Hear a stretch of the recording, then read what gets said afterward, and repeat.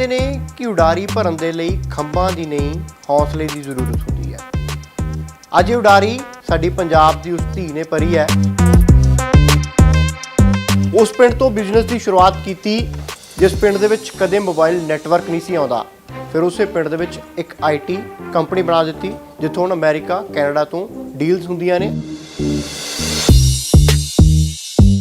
ਜਿੰਨੀ એનર્ਜੀ ਤੁਹਾਨੂੰ ਤੁਹਾਡੇ ਮਾਂ-ਬਾਪ ਕੋਲ ਰਹਿ ਕੇ, ਤੁਹਾਡੀ ਆਪਣੀ ਮਿੱਟੀ 'ਚ ਰਹਿ ਕੇ ਜਿੱਥੋਂ ਤੁਸੀਂ ਆਪਣਾ ਬਚਪਨ ਗੁਜ਼ਾਰਿਆ, ਜਿੰਨੀ ਤੁਹਾਡੀ ਊਰਜਾ ਤੁਹਾਡੇ ਅੰਦਰ ਪੈਦਾ ਹੁੰਦੀ ਆ, ਉਹ ਕਿਸੇ ਹੋਰ ਜਗ੍ਹਾ ਤੇ ਪੈ ਕੇ ਉਹ ਊਰਜਾ ਨਹੀਂ ਪੈਦਾ ਹੋ ਸਕਦੀ। ਤੇ ਕੁਝ ਬਣਨ ਲਈ, ਕੁਝ ਵੱਖਰਾ ਕਰਨ ਲਈ ਊਰਜਾ ਦੀ ਬਹੁਤ ਜ਼ਰੂਰਤ ਹੈ, ਉਤਸ਼ਾਹ ਦੀ ਬੜੀ ਲੋੜ।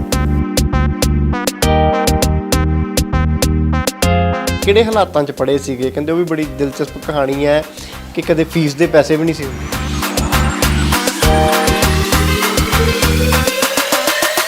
ਇਹ ਜਿਹੜੀ ਕਸ਼ਮਕਸ਼ ਹੁੰਦੀ ਆ, ਇਹਨੂੰ ਕੋਈ ਪੋਜ਼ਿਟਿਵ ਲੈ ਸਕਦਾ ਤੇ ਕੋਈ ਨੈਗੇਟਿਵ। ਜੇ ਕੋਈ ਨੈਗੇਟਿਵ ਲਏਗਾ ਉਹ ਕਹੇਗਾ ਫੀਸ ਤੇ ਤਾਰੀ ਨਹੀਂ ਜਾਣੀ, ਮੇਰੀ ਬੇਇੱਜ਼ਤੀ ਹੋਏਗੀ ਕਲਾਸ ਵਿੱਚ, ਪੇਪਰ 'ਚ ਮੈਨੂੰ ਪੁੱਛਿਆ ਜਾਏਗਾ ਖੜੇ ਹੋ ਕੇ ਤੇ ਕੀ ਮੈਂ ਪੜ੍ਹਨਾ, ਉਹਦਾ ਇਹ ਬਹਾਨਾ ਹੋਏਗਾ। ਬਿਜ਼ਨਸ 'ਚ ਨੂੰ ਲੱਗੇਗਾ ਕਿ ਪੈਸੇ ਤੇ ਇੰਨੇ ਹੈ ਨਹੀਂ, ਅਸੀਂ ਲਾਸ 'ਚ ਜਾ ਰਹੇ ਹਾਂ ਤੇ ਕੀ ਕਰਨਾ, ਇੰਨੀ ਮਿਹਨਤ ਕਰਕੇ ਮੈਂ ਆਪਣੇ ਆਪ ਨੂੰ ਨੈਗੇਟਿਵ ਕਰ ਲਾਂ। ਪਰ ਮੇਰੀ ਸੋਚ ਬਹੁਤ ਉਲਟ ਆ। ਜਦੋਂ ਪੈਸੇ ਨਹੀਂ ਹੈਗੇ ਉਦੋਂ ਫਿਰ ਜੀ ਤੋੜ ਪੜ੍ਹਨਾ। ਠੀਕ ਹੈ, ਟੀਚਾ ਮੇਰਾ ਇਹੀ ਸੀ ਕਿ ਇੱਕ 6000 ਵਾਲਾ ਬੱਚਾ ਜਿਹੜਾ ਵਾ ਉਹ 60000 ਤੇ ਕਿੱਦਾਂ ਲੈ ਕੇ ਆਉਣਾ, ਇੱਕ 10000 ਕਮਾਉਣ ਵਾਲਾ EMPLOYEE 1 ਲੱਖ ਤੇ ਕਿੱਦਾਂ ਲੈ ਕੇ ਆਉਣਾ। ਸੋ ਟੀਚਾ ਜਿਹੜਾ ਵਾ ਉਹ ਮੇਰਾ ਕੰਪਲੀਟ ਹੋ ਚੁੱਕਾ। ਇੱਕ ਸਵਾਲ ਸਰ ਦੇ ਮਨ 'ਚ ਹੋਣਾ ਵੀ ਤਨਖਾਹਾਂ ਮੋਟੀਆਂ ਮਿਲਦੀਆਂ ਨੇ, ਸਿੱਧੇ ਸ਼ਬਦਾਂ ਦੇ ਵਿੱਚ ਮੈਂ ਕਹਾਂ ਵੀ ਲੱਖ ਰੁਪਏ ਵਾਲੇ EMPLOYEE ਵੀ ਹੈਗੇ। ਹਾਂਜੀ ਬਿਲਕੁਲ, ਤਨਖਾਹਾਂ ਜਿਹੜੀਆਂ ਉਹ ਅੱਛੀਆਂ ਮਿਲਦੀਆਂ। IT ਦਾ ਸੈਕਟਰ ਹੀ ਇਹ ਆ ਕਿ IT ਦੇ ਵਿੱਚ ਤੁਹਾਨੂੰ ਵਾਈਟ ਕਾਲਰ ਜੌਬਸ ਹੀ ਮਿਲਣੀਆਂ।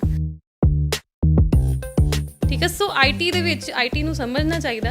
ਉਹਨਾਂ ਦੀਆਂ ਤਨਖਾਹਾਂ ਜ਼ਿਆਦਾ ਹੋਣ ਦਾ ਕਾਰਨ ਠੀਕ ਹੈ ਇਹੀ ਆ ਕਿ ਉਹਨਾਂ ਦਾ ਦਿਮਾਗ ਬਹੁਤ ਜ਼ਿਆਦਾ ਲੱਗਦਾ। ਠੀਕ ਹੈ, ਉਹਨਾਂ ਨੂੰ ਓਨਾ ਹੀ ਆਰਾਮ ਚਾਹੀਦਾ। ਸੋ ਜੇ ਆਪਾਂ ਉਹਨਾਂ ਨੂੰ ਵਕਤ ਦਾ ਆਰਾਮ ਨਹੀਂ ਦੇ ਸਕਦੇ ਤੇ ਉਹ ਪੈਸੇ ਦਾ ਆਰਾਮ ਜਿਹੜਾ ਉਹਨਾਂ ਨੂੰ ਚਾਹੀਦਾ, ਕਿਉਂਕਿ ਉਹਨਾਂ ਨੂੰ ਬਹੁਤ ਐਫਰਟ ਕਰਨਾ ਪੈਂਦਾ। It is a very tough job. ਮੇਰੀ ਸ਼ੁਰੂ ਤੋਂ ਹੀ ਸੀਗਾ ਕਿ ਮੈਂ ਬਾਹਰ ਜਾ ਕੇ ਸੈਟਲ ਹੋਣਾ ਆ, ਬਿਕਾਜ਼ ਮੇਰੇ ਸਾਰੇ ਕਜ਼ਨਸ ਬਾਹਰ ਨੇ। ਤੇ ਮੈਂ ਸਟਾਰਟਿੰਗ 'ਚ ਨਾਂ ਤਾਂ ਬਹੁਤ ਸੁਣਿਆ ਸੀਗਾ ਸਿੰਬਾ ਗੋਡਸ ਦਾ। ਮੈਨੂੰ ਇੰਨਾ ਸੀਗਾ ਕਿ ਇੱਥੇ ਕੰਮ ਸਾਰਾ ਫੋਰਨ ਦਾ ਹੀ ਹੁੰਦਾ ਆ ਅਤੇ ਮੈਨੂੰ ਬਹੁਤ ਇੱਥੇ ਜੇ ਮੈਂ ਐਕਸਪੀਰੀਅੰਸ ਕਰ ਲੈਣਾ ਮੈਨੂੰ ਬਾਹਰ ਬਹੁਤ ਫਾਇਦਾ ਹੋਊਗਾ। ਮੈਂ ਆਹ ਸੋਚ ਕੇ ਆਇਆ ਸੀਗਾ, ਬਟ ਮੈਂ ਇੱਥੇ ਆ ਕੇ ਦੇਖਿਆ ਅਤੇ ਮੈਨੂੰ ਲੱਗਾ ਨਹੀਂ ਸੀ ਕਿ ਟਾਂਗਰੇ ਦੇ ਵਿੱਚ ਕਿੱਦਾਂ ਦੀ ਕੋਈ ਚੀਜ਼ ਹੋ ਸਕਦੀ ਆ, ਕਿ ਪਿੰਡ ਵਿੱਚ ਕੀ ਹੋ ਜਾਊਗਾ ਨਾ, ਮੈਨੂੰ ਇੱਦਾਂ ਸੀਗਾ। ਬਟ ਮੈਂ ਆ ਕੇ ਦੇਖਿਆ ਅਤੇ ਮੈਂ ਬਹੁਤ ਹੀ ਜ਼ਿਆਦਾ ਵਧੀਆ ਲੱਗਾ ਮੈਨੂੰ ਇੱਥੇ ਕਿ ਕਿਵੇਂ ਕਿਸ ਲੈਵਲ ਦਾ ਕੰਮ ਹੋ ਰਿਹਾ ਆ। ਸ਼ੁਰੂਆਤ ਦੇ ਵਿੱਚ ਕਿੰਨੇ ਲੋਕਾਂ ਦੇ ਨਾਲ ਸ਼ੁਰੂਆਤ ਕੀਤੀ ਸੀਗੀ ਇਸ ਬਿਜ਼ਨਸ ਦੀ ਔਰ ਅੱਜ ਕੀ ਹਾਲਾਤ ਨੇ? ਸੋ ਮੈਂ ਤੇ 2-3 ਜਾਣਿਆਂ ਤੋਂ ਹੀ ਸਟਾਰਟ ਕੀਤਾ ਆਪਣਾ ਬਿਜ਼ਨਸ ਤੇ ਹੌਲੀ ਹੌਲੀ ਅਸੀਂ ਟੀਮ ਮੈਂਬਰ ਜਿਹੜੇ ਐਡ ਕਰਦੇ ਰਹੇ। ਅਸੀਂ ਬੜਾ ਔਰਗੈਨਿਕਲੀ ਗਰੋ ਕੀਤਾ। ਅਸੀਂ ਔਰਗੈਨਿਕ ਸਬਜ਼ੀਆਂ ਜਿੱਦਾਂ ਹੁੰਦੀਆਂ ਕਿ ਅਸੀਂ ਕਹਿੰਦੇ ਕਿ ਉਹ 'ਚ ਕੁਛ ਨਹੀਂ ਉਲਟਾ ਪੁਲਟਾ ਪਾਇਆ ਤੇ ਆਪਣੇ ਆਪ ਬਣੀਆਂ ਨੇ, ਲੱਗ ਜਾਊਗਾ ਉਹਨਾਂ ਨੂੰ ਤਿਆਰ। ਹਾਂ, ਸੋ ਉਹੀ ਆ ਬਸ ਕਿ ਸਾਡਾ ਵੀ ਇੱਕ ਔਰਗੈਨਿਕ ਬਿਜ਼ਨਸ ਆ ਕਿ ਜਿਹੜਾ ਆਪਣੇ ਆਪ ਹੀ 2 ਤੋਂ 120 ਹੋ ਗਿਆ ਅੱਜ। ਅੱਛਾ ਮੈਮ, ਆਪਾਂ ਬੜੀਆਂ ਸੋਸ਼ਲ ਮੀਡੀਆ 'ਤੇ ਤੁਹਾਡੀਆਂ ਤਸਵੀਰਾਂ ਦੇਖਦੇ ਹਾਂ, ਵੱਡੇ ਇੱਥੇ ਮੰਤਰੀ ਵੀ ਆ ਕੇ ਜਾਂਦੇ ਨੇ, ਦਿੱਲੀ ਦੇ ਡਿਪਟੀ CM ਇੱਥੇ ਆ ਕੇ ਜਾਂਦੇ ਨੇ, ਪੰਜਾਬ ਦੇ ਕਈ ਮੰਤਰੀ ਆ ਕੇ ਜਾਂਦੇ ਨੇ, ਇੱਥੋਂ ਤੱਕ ਪ੍ਰਧਾਨ ਮੰਤਰੀ ਨਰਿੰਦਰ ਮੋਦੀ ਤੁਹਾਡੇ ਨਾਲ ਮੁਲਾਕਾਤ ਕਰਦੇ ਨੇ, ਕੇਜਰੀਵਾਲ ਹੋਰੀ ਤੁਹਾਡੇ ਲਈ ਟਵੀਟ ਕਰਦੇ ਨੇ। ਉਹ ਕਿਸ ਤਰੀਕੇ ਦਾ ਐਕਸਪੀਰੀਅੰਸ ਪ੍ਰੈਜ਼ੈਂਟ ਕਰਨਾ, ਜਾਂ ਮੈਂ ਸਰਕਾਰ ਦੇ ਪੱਖੀ ਕਹਾਂ ਉਹ ਸਿਰਫ ਫੋਟੋਆਂ ਤੱਕ ਸੀਮਿਤ ਰਹਿ ਜਾਂਦਾ, ਜਾਂ ਕੋਈ ਤੁਹਾਨੂੰ ਜਾਂ ਕੰਪਨੀ ਨੂੰ ਕੋਈ ਮਦਦ ਵੀ ਮਿਲੇ? ਸੋ ਉਹੀ ਕਿ ਮਦਦ ਦੀ ਮੈਨੂੰ ਐਕਸਪੈਕਟੇਸ਼ਨ ਹੀ ਨਹੀਂ ਹੈਗੀ। ਸੋ ਮਦਦ ਦੀ ਮੈਂ ਕਦੀ ਜੇ ਸਾਡੀ ਕੰਪਨੀ ਤੁਹਾਨੂੰ ਲੱਗਦਾ ਹੈ ਕਿ ਕਾਬਿਲ ਆ ਤੇ ਸਾਡੀ ਮਦਦ ਕਰ ਦਿਓ।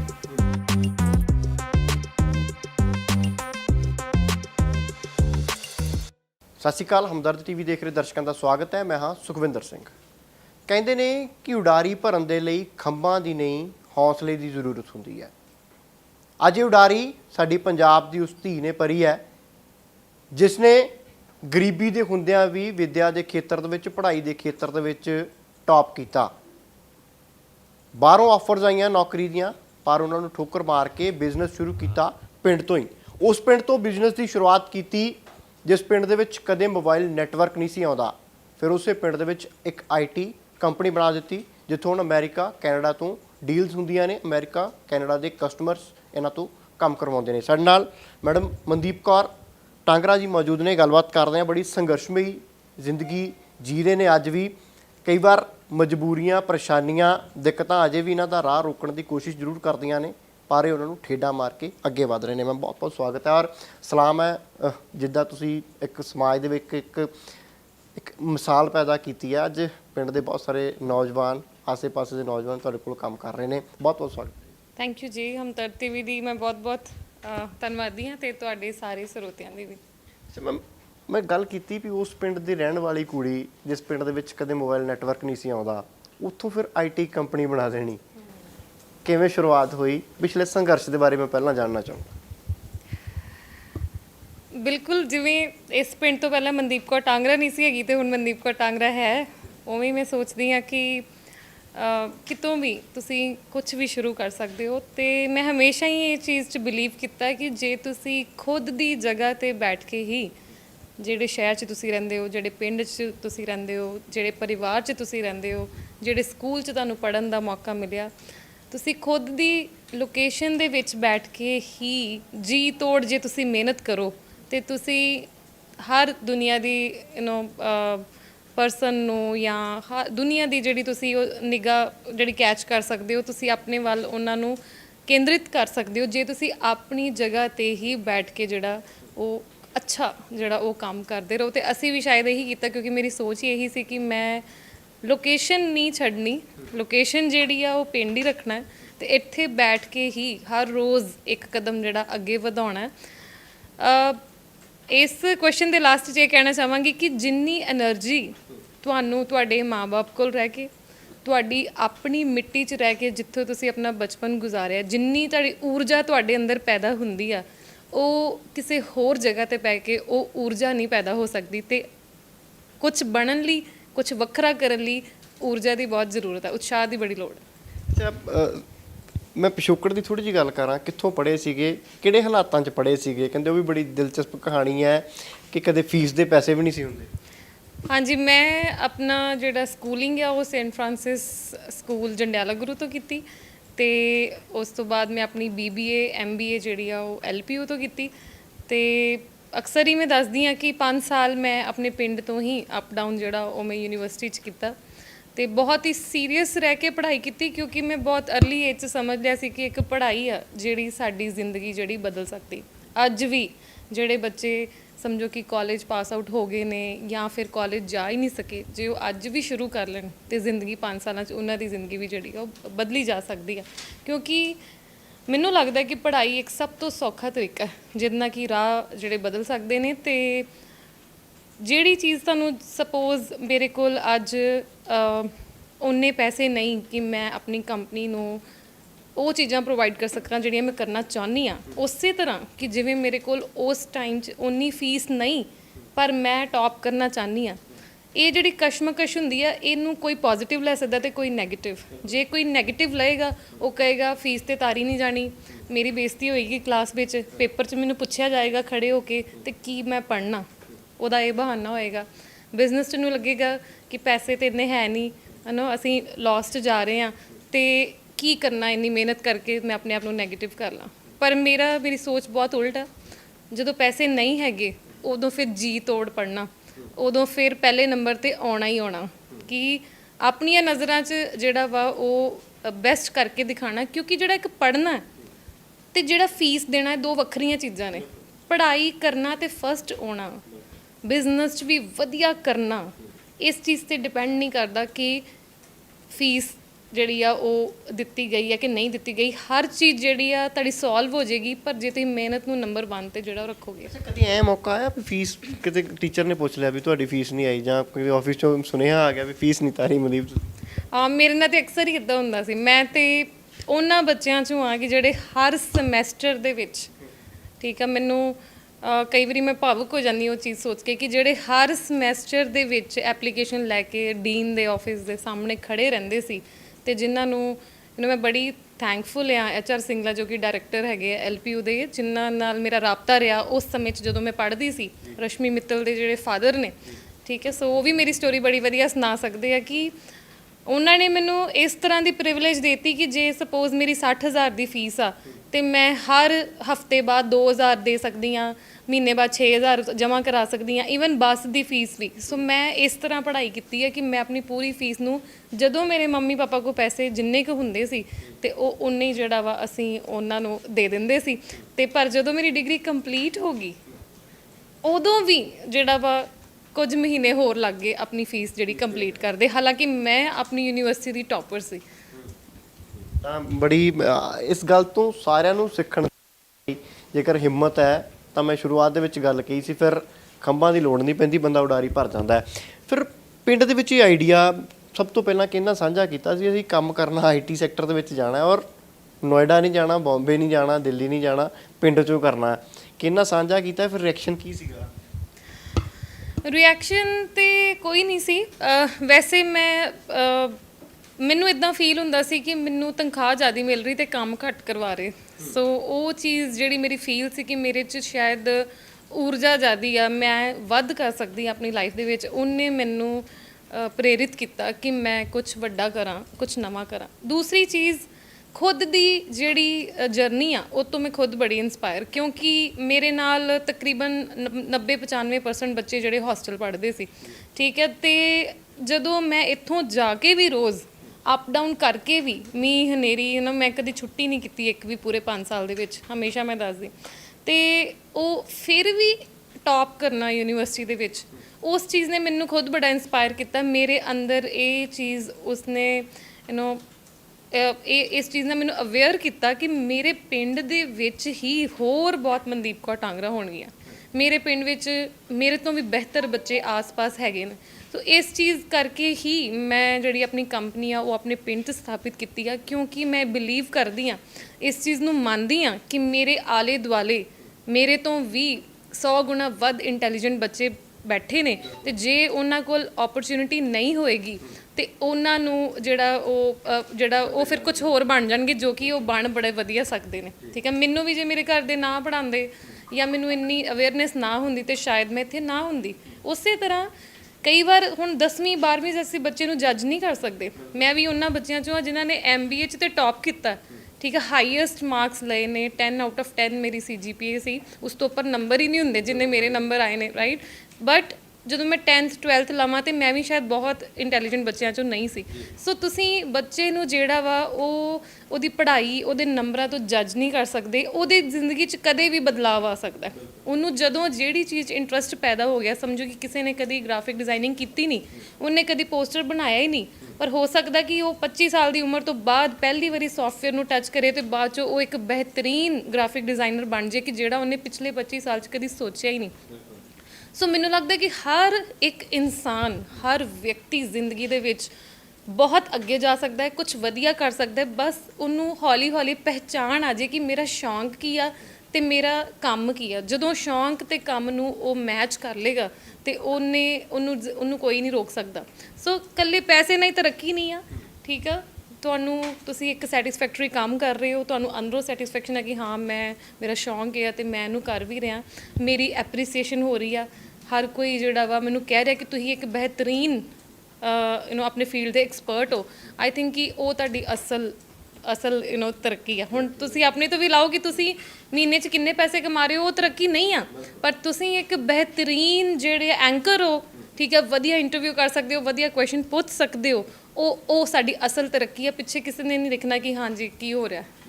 ਸ਼ੁਰੂਆਤ ਦੇ ਵਿੱਚ ਕਿੰਨੇ ਲੋਕਾਂ ਦੇ ਨਾਲ ਸ਼ੁਰੂਆਤ ਕੀਤੀ ਸੀਗੀ ਇਸ ਬਿਜ਼ਨਸ ਦੀ ਔਰ ਅੱਜ ਕੀ ਹਾਲਾਤ ਨੇ? ਸੋ ਮੈਂ ਤੇ 2-3 ਜਾਣਿਆਂ ਤੋਂ ਸਟਾਰਟ ਕੀਤਾ ਆਪਣਾ ਬਿਜ਼ਨਸ, ਤੇ ਹੌਲੀ ਅਸੀਂ ਟੀਮ ਮੈਂਬਰ ਜਿਹੜੇ ਐਡ ਕਰਦੇ ਰਹੇ। ਅਸੀਂ ਬੜਾ ਆਰਗੈਨਿਕਲੀ ਗਰੋ ਕੀਤਾ। ਅਸੀਂ ਆਰਗੈਨਿਕ ਸਬਜ਼ੀਆਂ ਜਿੱਦਾਂ ਹੁੰਦੀਆਂ ਕਿ ਅਸੀਂ ਕਹਿੰਦੇ ਕਿ ਉਹ 'ਚ ਕੁਛ ਨਹੀਂ ਉਲਟਾ ਪੁਲਟਾ ਪਾਇਆ ਤੇ ਆਪਣੇ ਆਪ ਬਣੀਆਂ ਨੇ, ਲੱਗ ਜਾਊਗਾ ਉਹਨਾਂ ਨੂੰ ਤਿਆਰ। ਹਾਂ, ਸੋ ਉਹੀ ਆ ਬਸ ਕਿ ਸਾਡਾ ਵੀ ਇੱਕ ਆਰਗੈਨਿਕ ਬਿਜ਼ਨਸ ਆ ਕਿ ਜਿਹੜਾ ਆਪਣੇ ਆਪ ਹੀ 2 ਤੋਂ 120 ਹੋ ਗਿਆ ਅੱਜ, ਠੀਕ ਹੈ। ਸੋ ਪਰ ਇਹ 120 ਬਣਾਉਣ ਲਈ, ਠੀਕ ਹੈ, ਅਸੀਂ ਅੰਬਾਂ ਦਾ ਦਰਖਤ ਲਾਉਣ ਦੀ ਕੋਸ਼ਿਸ਼ ਕੀਤੀ ਆ, ਤੇ ਉਹ ਫਿਰ ਪੂਰਾ ਦਰਖਤ ਬਣਨ ਲਈ, ਉਹਨੂੰ ਫਰੂਟਸ ਲੱਗਣ ਲਈ ਜੇ ਤੁਹਾਡੇ ਕੋਲ 10 ਸਾਲ ਦਾ ਵੇਟ ਤੁਸੀਂ ਕਰ ਸਕਦੇ ਹੋ ਤੇ ਆਈ ਥਿੰਕ ਕਿ ਫਿਰ ਉਹਨੇ ਬਣਨਾ ਹੀ ਬਣਨਾ ਦਰਖਤ, ਠੀਕ ਹੈ। ਫਿਰ ਉਹਨੇ ਫਲ ਵੀ ਦੇਣੇ ਆ। ਠੀਕ ਹੈ, 120 ਇਕੱਠੇ ਕਰਨੇ ਬੜੇ ਔਖੇ ਨੇ। ਮਤਲਬ ਇੱਕ ਪਾਸੇ ਦਿੱਲੀ ਦੇ ਵਿੱਚ ਜੌਬ ਹੈਗੀ ਹੈ, ਵੱਡੀਆਂ ਕੰਪਨੀਆਂ ਹੈਗੀਆਂ ਨੇ, ਬੰਬੇ ਦੀ ਗੱਲ ਕਰ ਲਈਏ, ਪੰਜਾਬ ਦੀ ਵੀ ਗੱਲ ਕਰੀਏ, ਵੱਡਿਆਂ ਸ਼ਹਿਰਾਂ ਦੇ ਵਿੱਚ ਤਾਂ ਆਪਾਂ ਐਕਸਪੈਕਟ ਕਰਦੇ ਹਾਂ, ਉਹ ਤਾਂ ਸੋਚਦਾ ਇਨਸਾਨ ਵੀ ਹਾਂ ਉੱਥੇ IT ਸੈਕਟਰ ਦੇ ਵਿੱਚ ਕੰਮ ਮਿਲ ਜਾਏਗਾ। ਪਿੰਡ ਦੇ ਵਿੱਚ ਲੈ ਕੇ ਆਉਣੇ ਸ਼ਹਿਰੋਂ ਸਭ ਤੋਂ ਵੱਡਾ ਟਾਸਕ ਤਾਂ ਮੈਨੂੰ ਲੱਗਦਾ ਉਹੀ। ਤੁਸੀਂ ਇਹ ਸੋਚ ਲਓ ਕਿ ਵਾਕਈ ਕਿੰਨੇ ਬੱਚੇ ਸੇਮ ਤਰੀਕੇ ਨਾਲ ਸੋਚ ਰਹੇ ਹੋਣਗੇ ਪੰਜਾਬ 'ਚ। ਤੇ ਅਸੀਂ ਪਹਿਲੀ ਕੰਪਨੀ ਆ ਪੰਜਾਬ ਦੀ, ਫਸਟ ਕੰਪਨੀ ਆ ਜਿਹੜੀ ਕਿ ਇੱਕ ਪਿੰਡ ਵਿੱਚ IT ਕੰਪਨੀ ਦਾ ਅਸੀਂ ਕਹਿੰਦੇ ਆ ਕਿ ਹਾਂ ਕਿ ਪਹਿਲੀ ਕੰਪਨੀ IT ਕੰਪਨੀ ਬਣੀ। ਹੁਣ ਤੁਸੀਂ ਇਹ ਸੋਚ ਲਓ ਕਿ ਕਿੰਨੇ ਜਾਣਿਆਂ ਦਾ ਸੇਮ ਥਾਟ ਪ੍ਰੋਸੈਸ ਆ ਤੇ ਅਸੀਂ ਮਿਲ ਕੇ 120 ਜਿਹੜੇ ਉਹ ਕਰ ਲਏ ਨੇ, ਹੈ ਨਾ। ਕਿੰਨੇ ਲੋਕ ਸੇਮ ਲਾਈਨ ਤੇ ਸੋਚ ਰਹੇ ਨੇ ਕਿ ਮੈਂ ਘਰੋਂ ਤੁਰ ਕੇ ਆਵਾਂ ਤੇ ਮੇਰਾ 30,000 ਮੇਰੀ ਸੈਲਰੀ ਹੋਵੇ, ਮੈਨੂੰ ਅੰਮ੍ਰਿਤਸਰ ਨਾ ਜਾਣਾ ਪਵੇ, ਚੰਡੀਗੜ੍ਹ ਨਾ ਜਾਣਾ ਪਵੇ, ਇੱਧਰ ਉੱਧਰ ਭਟਕਣਾ ਨਾ ਪਵੇ, ਮੈਂ ਆਪਣੇ ਮੰਮੀ ਪਾਪਾ ਦਾ ਧਿਆਨ ਰੱਖ ਸਕਾਂ।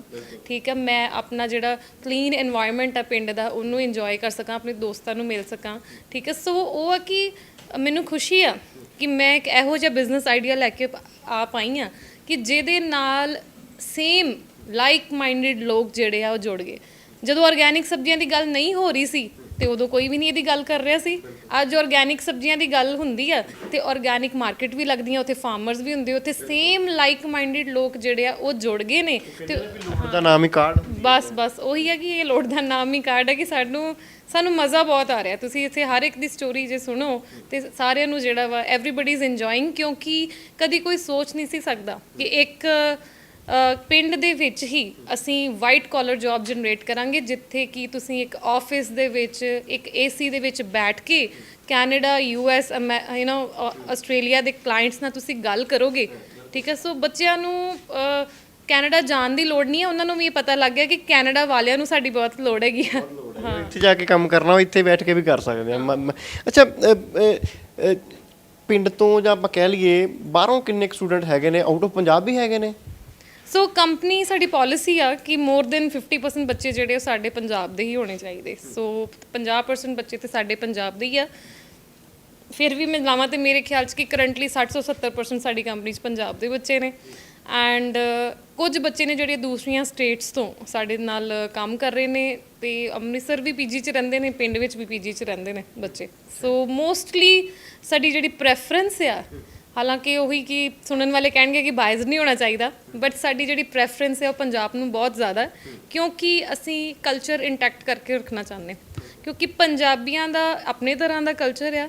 ਠੀਕ ਹੈ, ਸੋ ਜੇ ਬਹੁਤ ਸਾਰੇ ਕਲਚਰ ਮਿਕਸ ਹੋ ਜਾਣਗੇ ਤੇ ਫਿਰ ਉਹੀ ਗੱਲ ਆ ਕਿ ਜੇ ਗਾਣੇ ਡਿਫਰੈਂਟ ਚੱਲਣ ਜਾਣਗੇ, ਭੰਗੜਾ ਨਹੀਂ ਪੈਣਾ ਸਾਡੇ ਕੋਲ। ਸੋ ਅਸੀਂ ਭੰਗੜਾ ਪਾਉਣਾ ਚਾਹੁੰਦੇ, ਸੋ ਅਸੀਂ ਪੰਜਾਬੀ ਜਿਹੜਾ ਵਾ ਉਹ ਪੰਜਾਬ ਦੇ ਬੱਚਿਆਂ ਨੂੰ ਤਰਜੀਹ ਦੇ ਰਹੇ, ਬਿਕਾਜ਼ ਅਸੀਂ ਰਿਵਰਸ ਮਾਈਗ੍ਰੇਟ ਕਰਨਾ ਚਾਹੁੰਦੇ ਪੰਜਾਬ ਦੇ ਬੱਚਿਆਂ ਨੂੰ। ਜਿਹੜੇ ਬੱਚੇ ਹੁਣ ਕਰੰਟਲੀ ਚੇਨਈ 'ਚ ਜੌਬ ਕਰ ਰਹੇ ਨੇ, ਕਰੰਟਲੀ ਉਹ ਦਿੱਲੀ 'ਚ ਜੌਬ ਕਰ ਰਹੇ ਨੇ, ਕਰੰਟਲੀ ਲਖਨਊ ਚਲ ਗਏ ਨੇ, ਆਪਣੀ ਜੌਬ ਕਰਕੇ ਉਹਨਾਂ ਨੂੰ ਘਰ ਛੱਡਣਾ ਪਿਆ। ਸੋ ਸਾਡੀ ਕੋਸ਼ਿਸ਼ ਹੈ ਕਿ ਅਸੀਂ ਬੈਸਟ ਆਫ ਦਾ ਬੈਸਟ ਇੱਥੇ ਆਪਣੀ ਕੰਪਨੀ ਨੂੰ ਐਸਟੈਬਲਿਸ਼ ਕਰੀਏ, ਅੱਛੀਆਂ ਤਨਖਾਹਾਂ ਦਈਏ ਤੇ ਉਹਨਾਂ ਨੂੰ ਇੱਥੇ ਵਾਪਸ ਜਿਹੜਾ ਲੈ ਕੇ ਆਈਏ। ਅਜੇ ਵੀ ਜੇ ਤੁਸੀਂ ਮੈਨੂੰ ਪੁੱਛੋ ਤੇ ਜਿਸ ਤਰੀਕੇ ਨਾਲ ਮੈਂ ਪੰਜਾਬ ਦੇ ਬੱਚਿਆਂ ਨੂੰ ਵਾਪਸ ਪੰਜਾਬ 'ਚ ਲੈ ਕੇ ਆਉਣਾ ਚਾਹੁੰਦੀ ਹਾਂ, ਉਸ ਲਈ ਹਜੇ ਮੈਨੂੰ ਵੀ ਬੜੀ ਮਿਹਨਤ ਕਰਨ ਦੀ ਲੋੜ ਹੈ। ਹਜੇ ਮੇਰੀ ਕੰਪਨੀ ਉਸ ਲੈਵਲ 'ਤੇ ਨਹੀਂ ਪਹੁੰਚੀ ਕਿ ਮੈਂ ਪੰਜਾਬ ਦੇ ਬਿਹਤਰੀਨ ਪੰਜਾਬੀਆਂ ਨੂੰ ਬੈਂਗਲੌਰ ਤੋਂ, ਚੇਨਈ ਤੋਂ, ਕੈਨੇਡਾ ਤੋਂ ਵਾਪਸ ਸੌਫਟਵੇਅਰ ਇੰਜੀਨੀਅਰਸ ਦੀ ਗੱਲ ਕਰ ਰਹੀ ਹਾਂ ਕਿ ਉਹਨਾਂ ਨੂੰ ਇੱਥੇ ਵਾਪਸ ਲੈ ਆਈਏ। ਉਹਦੇ ਵਾਸਤੇ ਪੰਜਾਬ ਨੂੰ ਬਹੁਤ ਅੱਛੀਆਂ IT ਕੰਪਨੀਆਂ ਐਸਟੈਬਲਿਸ਼ ਕਰਨ ਦੀ ਅੱਜ ਲੋੜ ਆ ਕਿ ਸਾਡੇ ਜਿਹੜੇ ਪੰਜਾਬੀ ਆ ਉਹ ਸੋਚ ਸਕਣ ਕਿ ਸਾਨੂੰ ਇੱਥੇ ਟਾਂਗਰੇ ਦੇ ਵਿੱਚ ਵੀ 50 ਲੱਖ ਦਾ ਪੈਕੇਜ ਮਿਲ ਸਕਦਾ। ਕੀ ਬਾਤ ਹੈ, ਬੜੀ ਵੱਡੀ ਗੱਲ ਹੈ। ਅੱਛਾ, ਅੱਜ ਕੱਲ੍ਹ ਰੁਝਾਨ ਇਹ ਹੈ, +2 ਕੀਤੀ, IELTS ਕੀਤੀ, ਬਾਹਰ ਚਲੇ ਗਏ, ਉੱਥੇ ਇੰਜੀਨੀਅਰ ਬਣੇ, ਉੱਥੇ ਜਾ ਕੇ ਜੌਬ ਕੀਤੀ। ਤੁਹਾਡੇ ਕੋਲ ਹੈ ਕੋਈ ਇੱਦਾਂ ਦੇ EMPLOYE ਜਿਹੜੇ ਕੈਨੇਡਾ ਜਾਣਾ ਚਾਹੁੰਦੇ ਸੀ ਪਰ ਜਦੋਂ IT ਕੰਪਨੀ 'ਚ ਆਏ ਫਿਰ ਕੈਨੇਡਾ ਦਾ ਖਹਿੜਾ ਛੱਡਤਾ, ਅਮਰੀਕਾ ਦਾ ਖਹਿੜਾ ਛੱਡਤਾ, ਅੱਜ ਇੱਥੇ ਜੌਬ ਕਰ ਰਹੇ ਨੇ? ਸੋ ਛੱਡਤਾ ਤੇ ਦੇਖੋ, ਹਰ ਕੋਈ ਜਿਹੜਾ ਵਾ ਆਪਣੀ ਲਾਈਫ 'ਚ ਰਾਈਜ਼ ਕਰਨਾ ਚਾਹੁੰਦਾ। ਮੈਂ ਕਿਸੇ ਨੂੰ ਰੋਕ ਕੇ ਨਹੀਂ ਰੱਖਿਆ। ਮੈਂ ਤੇ ਇਹ ਵੀ ਕਹਿੰਦੀ ਕਿ ਜੋ ਤੁਹਾਡਾ ਦਿਲ ਕਹਿੰਦਾ ਤੁਸੀਂ ਉਹ ਕਰੋ। ਮੇਰੇ ਕਹਿੰਦਾ ਮਤਲਬ ਕਈ ਵਾਰ ਓਪਰਚੁਨਿਟੀ ਮਿਲਦੀ ਹੈ ਪਰ ਉਹਨੇ ਬਿਹਤਰ ਚੁਣਿਆ ਆਪਣਾ। ਇੱਧਰ ਪੜ੍ਹੇ ਲਿਖੇ ਬੱਚੇ ਨੇ, ਸਾਰਿਆਂ ਕੋਲ ਓਪਰਚੁਨਿਟੀਜ਼ ਤੇ ਹੈ, ਪਰ ਦੇਖੋ ਕਿ ਜੇ 120 ਬੱਚੇ ਇੱਥੇ ਅੱਜ ਬੈਠੇ ਨੇ, ਭਾਵੇਂ ਉਹਨਾਂ ਨੇ ਫਿਊਚਰ 'ਚ ਜਾਣਾ ਹੈ ਕਿ ਨਹੀਂ ਜਾਣਾ ਉਹ ਬਾਅਦ ਦੀ ਗੱਲ ਆ, ਬਟ ਕਰੰਟਲੀ ਤੇ ਉਹ ਇੱਥੇ ਆਪਣੀ ਹਰ ਓਪਰਚੁਨਿਟੀ ਛੱਡ ਕੇ ਬੈਠੇ ਨੇ, ਕਿਉਂਕਿ IT ਦੇ ਸੈਕਟਰ ਦੇ ਵਿੱਚ ਜਿਹੜੀ ਕਾਈਂਡ ਆਫ ਇੰਟੈਲੀਜੈਂਸ ਬੱਚੇ ਦੇ ਮਾਈਂਡ 'ਚ ਆ ਜਾਂਦੀ ਆ, ਉਹਦੇ ਨਾਲ ਉਹ ਕਿਸੇ ਵੀ ਕੰਟਰੀ 'ਚ ਜਾ ਸਕਦਾ ਹੈ, ਮੈਨੂੰ ਇਹ ਲੱਗਦਾ ਹੈ। ਸੋ ਜਾਣ ਨੂੰ ਤੇ ਹਰ ਕੋਈ ਜਾ ਸਕਦਾ ਹੈ, ਪਰ ਇੱਥੇ ਬੱਚੇ ਬੈਠੇ ਨੇ। ਆਪਾਂ ਮਿਲਣਾ ਚਾਹਾਂਗੇ ਉਹਨਾਂ ਨੂੰ। ਤਾਂ ਸਰਦਾਰ ਜੀ ਨੇ ਥੋੜਾ ਜਿਹਾ ਮਾਫੀ ਚਾਹੁੰਦੇ ਆ ਤੁਹਾਨੂੰ ਡਿਸਟਰਬ ਕੀਤਾ, ਬਈ ਕੀ ਨਾਂ ਔਰ ਕਿੱਥੋਂ ਆਉਣੇ ਹੋ? ਸਤਿ ਸ਼੍ਰੀ ਅਕਾਲ ਜੀ, ਮੈਂ ਗੁਰਨੂਰ ਸਿੰਘ, ਮੈਂ ਅੰਮ੍ਰਿਤਸਰ ਤੋਂ ਬਿਲੋਂਗ ਕਰਦਾ। ਤੇ ਮੇਰਾ ਸਵਾਲ, ਮੈਂ ਜਿਵੇਂ ਮੈਮ ਨਾਲ ਵੀ ਸਵਾਲ ਕਰ ਰਿਹਾ ਸੀਗਾ ਵੀ ਓਪਰਚੁਨਿਟੀਜ਼ ਹਰ ਬੱਚੇ ਨੂੰ ਮਿਲ ਜਾਂਦੀਆਂ ਜੇ ਚੰਗਾ ਪੜ੍ਹਨ ਵਾਲਾ ਹੋਵੇ। ਓਪਰਚੁਨਿਟੀ ਸੀਗੀ ਕੈਨੇਡਾ ਜਾਣ ਦੀ, ਫਿਰ ਇੱਧਰ ਕਿਵੇਂ ਇੱਧਰ ਆਏ? ਮੇਰੀ ਸ਼ੁਰੂ ਤੋਂ ਹੀ ਸੀਗਾ ਕਿ ਮੈਂ ਬਾਹਰ ਜਾ ਕੇ ਸੈਟਲ ਹੋਣਾ ਆ, ਬਿਕਾਜ਼ ਮੇਰੇ ਸਾਰੇ ਕਜ਼ਨਸ ਬਾਹਰ ਨੇ। ਤੇ ਮੇਰੀ ਸਟੋਰੀ ਥੋੜੀ ਜਿਹੀ ਡਿਫਰੈਂਟ ਆ ਕਿ ਸਾਰੀ ਤਿਆਰੀ ਹੋ ਗਈ ਸੀ ਬਾਹਰ ਜਾਣ ਦੀ, ਆਇਲਸ ਵੀ ਮੈਂ ਕਰ ਲਈ ਸੀਗੀ, ਬਟ 2021 ਦੇ ਵਿੱਚ ਕੋਵਿਡ ਕਰਕੇ ਮੇਰੇ ਫਾਦਰ ਐਕਸਪਾਇਰ ਹੋ ਗਏ। ਸੋ ਉਹਦੇ ਕਰਕੇ ਇੱਕ ਪੌਜ਼ ਆ ਗਿਆ ਕਿ ਮੈਂ ਕੀ ਕਰਾਂ, ਤੇ ਫਿਰ ਮੈਨੂੰ ਸੀਗਾ ਇੰਟਰਸਟ ਗ੍ਰਾਫਿਕ ਡਿਜ਼ਾਈਨਿੰਗ ਦੇ ਵਿੱਚ। ਤੇ ਮੈਂ ਸਟਾਰਟਿੰਗ 'ਚ ਨਾਂ ਤਾਂ ਬਹੁਤ ਸੁਣਿਆ ਸੀਗਾ ਸਿੰਬਾ ਗੋਟਸ ਦਾ, ਮੈਨੂੰ ਇੰਨਾ ਸੀਗਾ ਕਿ ਇੱਥੇ ਕੰਮ ਸਾਰਾ ਫੋਰਨ ਦਾ ਹੀ ਹੁੰਦਾ ਆ, ਤੇ ਮੈਨੂੰ ਬਹੁਤ ਇੱਥੇ ਜੇ ਮੈਂ ਐਕਸਪੀਰੀਅੰਸ ਕਰ ਲੈਣਾ ਮੈਨੂੰ ਬਾਹਰ ਬਹੁਤ ਫਾਇਦਾ ਹੋਊਗਾ, ਮੈਂ ਆ ਸੋਚ ਕੇ ਆਇਆ ਸੀਗਾ। ਬਟ ਮੈਂ ਇੱਥੇ ਆ ਕੇ ਦੇਖਿਆ ਤੇ ਮੈਨੂੰ ਲੱਗਾ ਨਹੀਂ ਸੀ ਕਿ ਟਾਂਗਰੇ ਦੇ ਵਿੱਚ ਕਿੱਦਾਂ ਦੀ ਕੋਈ ਚੀਜ਼ ਹੋ ਸਕਦੀ ਆ, ਕਿ ਪਿੰਡ ਵਿੱਚ ਕੀ ਹੋ ਜਾਊਗਾ ਨਾ, ਮੈਨੂੰ ਇੱਦਾਂ ਸੀਗਾ। ਬਟ ਮੈਂ ਆ ਕੇ ਦੇਖਿਆ ਤੇ ਮੈਂ ਬਹੁਤ ਹੀ ਜ਼ਿਆਦਾ ਵਧੀਆ ਲੱਗਾ ਮੈਨੂੰ ਇੱਥੇ ਕਿ ਕਿਵੇਂ ਕਿਸ ਲੈਵਲ ਦਾ ਕੰਮ ਹੋ ਰਿਹਾ ਆ। ਕੈਨੇਡਾ ਆਸਟ੍ਰੇਲੀਆ ਦੇ ਵਿੱਚ ਅਸੀਂ ਨਾ ਕਿੱਦਾਂ ਕੰਮ ਕਰ ਰਹੇ ਹਾਂ, ਤਾਂ ਉਹ ਚੀਜ਼ ਨਾਲ ਮੇਰੀ ਸਕਿੱਲ ਵੀ ਬਹੁਤ ਡਿਵੈਲਪ ਹੋਈਆਂ ਕਿ ਜਿਹੜੀ ਮੇਰੀ ਨਿਸ਼ ਹੈਗੀ ਆ ਮਤਲਬ ਗ੍ਰਾਫਿਕ ਡਿਜ਼ਾਈਨਿੰਗ, ਮੇਰੇ ਦੋਸਤ ਵੀ ਇਹੀ ਕਰ ਰਹੇ ਆ ਕੈਨੇਡਾ ਦੇ ਵਿੱਚ। ਬਟ ਹੁਣ ਜੇ ਉਹਨਾਂ ਨਾਲ ਮੈਂ ਆਪਣਾ ਲੈਵਲ ਕੰਪੇਅਰ ਕਰਾਂ ਨਾ, ਉਹ ਹੁਣ ਕੀ ਕਰ ਰਹੇ ਉੱਥੇ, ਉਹ ਡੇਲੀ ਵੇਜਿਸ 'ਤੇ ਕੰਮ ਵੀ ਕਰ ਰਹੇ ਆ। ਸੋ ਆਪਣੀ ਸਕਿੱਲ 'ਤੇ ਕੰਮ ਨਹੀਂ ਕਰ ਪਾ ਰਹੇ। ਸੋ ਹੁਣ ਜੇ ਉਹਨਾਂ ਨਾਲ ਕੰਪੇਅਰ ਕਰਾਂ ਮੈਂ ਆਪਣੀ ਸਕਿੱਲ, ਤੇ ਮੇਰੀ ਸਕਿੱਲ ਉਹਨਾਂ ਨਾਲੋਂ ਕਿਤੇ ਜ਼ਿਆਦਾ ਆ ਗ੍ਰਾਫਿਕ ਡਿਜ਼ਾਈਨਿੰਗ ਦੇ ਵਿੱਚ। ਬਿਲਕੁਲ ਵੱਡਾ ਚੇਂਜ ਹੈ, ਵੱਡੀ ਉਪਲਬਧੀ ਮੈਮ ਮੈਂ ਕਹਿ ਸਕਦਾ ਵੀ ਜਦੋਂ ਕਿਸੇ ਕੰਮ ਨੂੰ ਸ਼ੁਰੂ ਕਰੀਏ ਬੰਦਾ ਕਾਮਯਾਬ ਵੀ ਹੁੰਦਾ, ਪਰ ਜਦੋਂ ਲੋਕਾਂ ਦਾ ਭਵਿੱਖ ਵੀ ਨਾਲ ਬਣਦਾ ਹੋਵੇ ਫਿਰ ਮੈਨੂੰ ਲੱਗਦਾ ਖੁਸ਼ੀ ਵੀ ਬਹੁਤ ਹੁੰਦੀ ਹੈ। ਆਪਣਾ ਭਵਿੱਖ ਬੜੀ ਜੱਦੋ-ਜਹਿਦ ਦੇ ਨਾਲ ਕਾਇਮ ਕੀਤਾ। ਫਾਦਰ ਸਾਹਿਬ ਅੱਜ ਵੀ ਚੱਕੀ ਚਲਾਉਂਦੇ ਨੇ? ਹਾਂਜੀ, ਉਹਨਾਂ ਨੂੰ ਚਲਾਉਣ ਦੀ ਲੋੜ ਤੇ ਨਹੀਂ ਹੈਗੀ, ਪਰ ਠੀਕ ਆ, ਪਹਿਲਾਂ ਖੁਦ ਚਲਾਉਂਦੇ ਸੀ, ਹੁਣ ਉਹਨਾਂ ਨੇ 1-2 ਹੈਲਪਰ ਰੱਖੇ ਹੋਏ ਨੇ। ਪਰ ਉਹ ਕੀ ਸਾਡਾ ਜਿਹੜਾ ਪੁਰਾਣਾ ਸੈਟਅਪ ਆ ਉਹ 72 ਸਾਲ ਪੁਰਾਣਾ ਸੈਟਅਪ ਆ, ਤੇ ਮੈਂ ਖੁਦ ਵੀ ਤੇ ਨਾ ਹੀ ਮੇਰੇ ਫਾਦਰ, ਸਾਨੂੰ ਉਸ ਬਿਜ਼ਨਸ ਦੀ ਕੋਈ ਇੰਨੀ ਜ਼ਿਆਦਾ ਲੋੜ ਨਹੀਂ, ਕਿਉਂਕਿ ਮੈਂ ਤੇ ਮੇਰੇ ਬ੍ਰਦਰ ਬਹੁਤ ਅੱਛਾ ਸਾਰਾ ਕੁਝ ਵਧੀਆ ਮੈਨੇਜ ਕਰ ਸਕਦੇ ਘਰ। ਪਰ ਉਹ ਜਿਹੜੀ ਜਗ੍ਹਾ ਜਿੱਥੇ ਸਾਡੀ ਚੱਕੀ ਆ ਜਾਂ ਚੱਕੀ ਖੁਦ ਆ, ਉਹ ਸਾਡੇ ਲਈ ਇੱਕ ਗੁਰਦੁਆਰੇ ਦੀ ਤਰ੍ਹਾਂ, ਅਸੀਂ ਰੋਜ਼ ਉੱਥੋਂ ਹੀ ਲੰਘ ਕੇ ਆਉਂਦੇ ਨੇ। ਤੇ ਸਾਨੂੰ ਮੈਨੂੰ ਲੱਗਦਾ ਕਿ ਇਹ ਫੋਰਐਵਰ ਜਿਹੜਾ ਸਾਡਾ ਸੈਟਅਪ ਆ ਉਹ ਇੱਦਾਂ ਹੀ ਇੱਥੇ ਟਾਂਗਰੇ 'ਚ ਦਿਖਦਾ ਰਹੇਗਾ, ਭਾਵੇਂ ਅਸੀਂ ਪੁਸ਼ਤਾਂ ਅੱਗੇ ਲੰਘ ਜਾਈਏ, ਕਿਉਂਕਿ ਅਸੀਂ ਇਸ ਚੀਜ਼ ਨੂੰ ਆਪਣਾ ਜਿਹੜਾ ਵਾ ਗੁਰਦੁਆਰਾ, ਆਪਣਾ ਮੰਦਿਰ ਮੰਨਦੇ ਹਾਂ। ਅੱਛਾ, ਆਊਟ ਆਫ ਸਟੇਟ ਹੈਗੇ ਨੇ ਇੰਪਲੋਈਜ਼ ਆਉਂਦੇ ਨੇ ਇੱਥੇ ਤੁਹਾਡੇ ਕੋਲ? ਹਾਂਜੀ, ਸੋ ਆਊਟ ਆਫ ਸਟੇਟ ਜਿਹੜੇ ਇੰਪਲੋਈਜ਼ ਆ ਉਹ ਸਾਨੂੰ ਬਹੁਤ ਹੈਲਪ ਕਰਦੇ ਲਰਨਿੰਗ ਦੇ ਵਿੱਚ, ਕਿਉਂਕਿ ਕਈ ਵਾਰੀ ਬੱਚੇ ਜਿਹੜੇ ਉਹ ਬਿਹਤਰੀਨ ਕਾਲਜਿਸ 'ਚ ਹੁੰਦੇ ਨੇ, ਕਈ ਵਾਰੀ ਬੱਚੇ ਜਿਹੜੇ ਆ ਉਹ ਵੱਖ-ਵੱਖ ਜਿਹੜੇ ਆ ਕੰਪੀਟੀਸ਼ਨਸ 'ਚ ਪਾਰਟਿਸਿਪੇਟ ਉਹ ਕਰਦੇ ਨੇ, ਵੱਖ-ਵੱਖ ਸਕੂਲਾਂ 'ਚ ਪੜ੍ਹੇ ਨੇ, ਹੋ ਸਕਦਾ ਉਹ ਪੰਜਾਬ ਤੋਂ ਵੀ ਬਿਹਤਰੀਨ ਜਿਹੜੀ ਆ ਉਹ ਜਗ੍ਹਾ 'ਤੇ ਪੜ੍ਹੇ ਹੋਣ। ਸੋ ਡਿਫਰੈਂਟ ਕੰਪਨੀਜ਼ ਉਹਨਾਂ ਨੇ ਜੌਬਸ ਕੀਤੀਆਂ ਹੁੰਦੀਆਂ ਨੇ। ਮੇਰੀ ਕੰਪਨੀ 'ਚ ਬਹੁਤ ਸਾਰੇ ਐਸੇ ਬੱਚੇ ਨੇ ਜਿਹੜੇ ਕਿ ਬੜੇ ਵਧੀਆ ਕਾਲਜਿਸ ਤੋਂ ਪੜ੍ਹੇ ਨੇ, ਉਹਨਾਂ ਨੇ ਬਿਹਤਰੀਨ ਕੰਪਨੀਜ਼ ਵਿੱਚ ਕੰਮ ਕੀਤਾ ਹੈ। ਅਤੇ ਜਦੋਂ ਉਹ ਸਾਡੇ ਕੋਲ ਇੱਥੇ ਆਉਂਦੇ, ਸਾਨੂੰ ਚੂਜ਼ ਕਰਦੇ, ਮੋਸਟਲੀ ਸਾਨੂੰ ਸਾਡੀ ਸਟੋਰੀ ਕਰਕੇ ਚੂਜ਼ ਕਰਦੇ ਨੇ, ਕਿਉਂਕਿ ਉਹ ਸਾਡੀ ਸਟੋਰੀ ਤੋਂ ਇੰਪ੍ਰੈਸ ਨੇ। ਉਹ ਟਾਂਗਰਾ ਇੱਕ ਸੈਕਿੰਡ ਚੀਜ਼ ਆ, ਬਟ ਜਿਹੜੀ ਸਾਡੀ ਸਟੋਰੀ ਬਣੀ ਕਿ ਅਸੀਂ ਖੁਦ ਦੇ ਹੀ ਇੱਥੋਂ ਤੱਕ ਆਏ ਹਾਂ, ਉਹ ਤੋਂ ਇੰਪ੍ਰੈਸ ਹੁੰਦੇ। ਪਰ ਜਦੋਂ ਉਹ ਸਾਡੀ ਕੰਪਨੀ ਜਾਂਦੇ, ਅਸੀਂ ਉਹਨਾਂ ਤੋਂ ਬਹੁਤ ਸਿੱਖਦੇ ਹਾਂ। ਸੋ ਮੇਰੇ ਪਿੰਡ ਵਾਲੇ ਬੱਚੇ, ਸਮਝੋ ਕਿ ਸਾਡੇ ਪਿੰਡ ਤੋਂ 30 ਬੱਚੇ ਨੇ, ਆਸ-ਪਾਸ ਦੇ ਪਿੰਡਾਂ 'ਚੋਂ ਪਾ ਕੇ ਇੱਥੇ 50-60 ਬੱਚੇ ਨੇ। ਜਦੋਂ ਬਾਹਰ ਦੇ ਬੱਚੇ ਇੱਥੇ ਆਉਂਦੇ ਨੇ ਤੇ ਅਸੀਂ ਫਿਰ ਉਹਨਾਂ ਤੋਂ ਬਹੁਤ ਸਿੱਖਦੇ ਹਾਂ। ਨਵੀਂ ਚੀਜ਼ ਆ ਜਾਂਦੀ ਹੈ, ਨਵਾਂ ਤਰੀਕਾ ਕੋਈ ਨਾ ਕੋਈ ਆਪਾਂ ਸਿੱਖ ਸਕਦੇ ਹਾਂ। ਅੱਛਾ, HR ਨੇ ਕੰਪਨੀ ਦੇ, ਉਹਨਾਂ ਨਾਲ ਵੀ ਗੱਲਬਾਤ ਕਰਨ ਦੀ ਕੋਸ਼ਿਸ਼ ਕਰਦੇ ਹਾਂ। ਸਰ, ਕੀ ਨਾਂ ਜੀ ਤੁਹਾਡਾ? ਹਾਂਜੀ, ਮੇਰਾ ਨਾਮ ਵਿਸ਼ਾਲ ਹੈ। ਅੱਛਾ, HR ਨੇ ਜਿੰਨੇ ਵੀ ਪੰਜਾਬੀ ਦੇ ਸੰਖੇਪ ਮੈਂ ਗੱਲ ਕਰਾਂ, ਮੁਲਾਜ਼ਮਾਂ ਦੀ ਭਰਤੀ ਕਰਨੀ ਹੈ, ਕਿਹਨਾਂ ਨੂੰ ਜੌਬ ਮਿਲਣੀ, ਕਿਹਨਾਂ ਨੂੰ ਜੌਬ ਨਹੀਂ ਮਿਲਣੀ, ਸਾਰਾ ਕੁਝ ਇਹਨਾਂ ਦੇ ਥਰੂ ਹੁੰਦਾ ਹੈ। ਸਰ, ਕਿੱਥੇ ਦੇ ਰਹਿਣ ਵਾਲੇ ਔਰ ਕਿੰਨੀ ਦੇਰ? ਸਰ ਤੋਂ ਰਹਿਣ ਵਾਲਾ, ਤੇ ਮੈਂ ਆਲਰੇਡੀ ਜੌਬ ਕੀਤੀ ਹੈ 9 ਇਅਰਸ ਦੀ ਲਾਸਟ ਕੰਪਨੀ 'ਚ। ਤੇ ਮੈਂ ਹਮੇਸ਼ਾ ਸੋਚਦਾ ਕਿ ਮੈਂ IT ਕੰਪਨੀ 'ਚ ਜੌਬ ਕਰਨੀ ਹੈ। ਤੇ ਮੈਂ IT ਕੰਪਨੀ ਬਾਰੇ ਕਾਫੀ ਸਰਚ ਕੀਤਾ ਪੰਜਾਬ 'ਚ, ਤੇ ਮੈਨੂੰ ਕੋਈ ਨਹੀਂ ਪਤਾ ਲੱਗਾ IT ਕੰਪਨੀ ਦਾ ਕਿ ਪੰਜਾਬ 'ਚ ਨਹੀਂ ਹੈਗੀ ਆ। ਫਿਰ ਮੈਂ ਦੇਖਿਆ ਨੋਇਡਾ 'ਚ ਕਾਫੀ ਹੈ, ਬਟ ਮੇਰੀ ਫੈਮਿਲੀ ਅੰਮ੍ਰਿਤਸਰ 'ਚ ਹੈ, ਤੇ ਮੈਂ ਹਮੇਸ਼ਾ ਆਪਣੀ ਫੈਮਿਲੀ ਨਾਲ ਹੀ ਰਹਿਣਾ ਚਾਹੁੰਦਾ ਸੀ। ਫਿਰ ਮੈਨੂੰ ਮਨਦੀਪ ਮੈਮ ਬਾਰੇ ਪਤਾ ਲੱਗਾ, ਸਿੰਬਾ ਕੁਆਰਟਸ ਕੰਪਨੀ ਬਾਰੇ ਪਤਾ ਲੱਗਾ ਕਿ ਇੱਕ ਟਾਂਗਰਾ ਦੇ ਵਿੱਚ ਵੀ IT ਕੰਪਨੀ ਹੈਗੀ ਹੈ। ਤੇ ਫਿਰ ਮੈਂ ਇੱਥੇ ਅਪਲਾਈ ਕੀਤਾ। ਉਹਨਾਂ ਨੇ ਕਿਹਾ ਨਹੀਂ, ਪੁੱਛਿਆ ਨਹੀਂ? ਰਿਸ਼ਤੇਦਾਰਾਂ ਨੇ ਪੁੱਛਦੇ ਤਾਂ ਹੋਣਗੇ ਵੀ ਨੌਕਰੀ ਕਿੱਥੇ ਕਰਦਾ, ਜਦੋਂ ਕਹਿੰਦਾ ਟਾਂਗਰਾ ਪਿੰਡ 'ਚ ਕਰਦਾ, ਇੱਕ ਵਾਰ ਤਾਂ ਉਹ ਵੀ ਸਵਾਲ ਕਰਦੇ ਨੇ ਵੀ ਭਾਈ ਪਿੰਡ 'ਚ ਕਿਹੜੀ ਸਰਕਾਰੀ ਨੌਕਰੀ ਤਾਂ ਨਹੀਂ ਮਿਲ ਗਈ? ਹਾਂਜੀ ਕਾਫੀ ਪੁੱਛਦੇ ਆ ਕਿ ਟਾਂਗਰਾ 'ਚ ਵੀ ਕੋਈ ਆਈਟੀ ਕੰਪਨੀ ਹੈਗੀ ਹੈ, ਫਿਰ ਉਹਨਾਂ ਦੱਸਿਆ ਹਾਂਜੀ ਟਾਂਗਰਾ 'ਚ ਵੀ ਹੈਗੀ ਹੈ, ਤੇ ਕਾਫੀ ਮੀਨਸ ਕਿ ਉਹ ਹੁੰਦੇ ਆ ਕਿ ਉਹਨਾਂ ਨੂੰ ਕਿ ਹਾਂ ਇੰਨੇ ਛੋਟੇ ਵਿਲੇਜ 'ਚ ਵੀ ਹੋ ਕੇ ਆਈਟੀ ਕੰਪਨੀ ਚੱਲ ਰਹੀ ਹੈ। ਅੱਛਾ ਮੈਮ, ਐਕਸਪੈਕਟੇਸ਼ਨਸ ਹਰ ਬੰਦਾ ਕਰਦਾ ਲਾਈਫ ਦੇ ਵਿੱਚ, ਤੁਸੀਂ ਵੀ ਬਹੁਤ ਕੁਝ ਐਕਸਪੈਕਟ ਕਰਦੇ ਹੋ, EMPLOYEES ਵੀ ਬਹੁਤ ਐਕਸਪੈਕਟ ਕਰਦੇ ਨੇ ਨਾ। ਸੈਲਰੀ ਦਾ ਫਿਰ ਇੱਥੇ ਆ ਕੇ ਕੋਈ ਇਸ਼ੂ ਆਉਂਦਾ ਵੀ ਪਿੰਡ ਦੇ ਵਿੱਚ ਕੰਪਨੀ ਹੈ ਵੀ ਸੈਲਰੀ ਦਿੱਲੀ ਨਾਲੋਂ ਘੱਟ ਮਿਲੇਗੀ, ਜਾਂ ਹੋਰ ਕਿਸੇ ਸਟੇਟ ਤੋਂ ਜੇ ਕੋਈ ਇੱਧਰ ਆ ਰਿਹਾ ਤਾਂ ਸੈਲਰੀ ਦੇ ਵਿੱਚ ਪਿੰਡ ਦੇ ਵਿੱਚ ਕੰਪਨੀ ਆ ਉਹਦਾ ਤਾਂ ਨਹੀਂ ਫਰਕ ਪੈਂਦਾ? ਕਿਉਂਕਿ ਕੰਪਨੀ ਬੜੀ ਚੈਲੰਜਿਸ ਚ ਲੰਘਦੀ, ਸੈਲਰੀ ਅੱਗੇ ਪਿੱਛੇ ਜ਼ਰੂਰ ਹੋ ਸਕਦੀ ਆ, ਕੁਛ ਦਿਨ ਅੱਗੇ ਹੋ ਗਈ ਪਿੱਛੇ ਹੋ ਗਈ, ਬਟ ਜਿਹੜੀ ਸੈਲਰੀ ਆ ਉਹ ਅਸੀਂ ਬੈਸਟ ਹੀ ਜਿਹੜੀ ਇੱਥੇ ਪ੍ਰੋਵਾਈਡ ਕਰਦੇ ਹਾਂ। ਮੈਨੂੰ ਨਹੀਂ ਲੱਗਦਾ ਕਿ ਮੇਰੇ ਤੋਂ ਇੱਥੋਂ ਛੱਡ ਕੇ ਕੋਈ ਬੱਚਾ ਦਿੱਲੀ ਜਾਏਗਾ, ਚੰਡੀਗੜ੍ਹ ਜਾਏਗਾ, ਤੇ ਉਹ ਜਿਹੜਾ ਵਾ ਮੈਨੂੰ ਲੱਗਦਾ ਕਿ ਉਹਦਾ ਵੱਧ ਹੀ ਖਰਚਾ ਹੋਏਗਾ।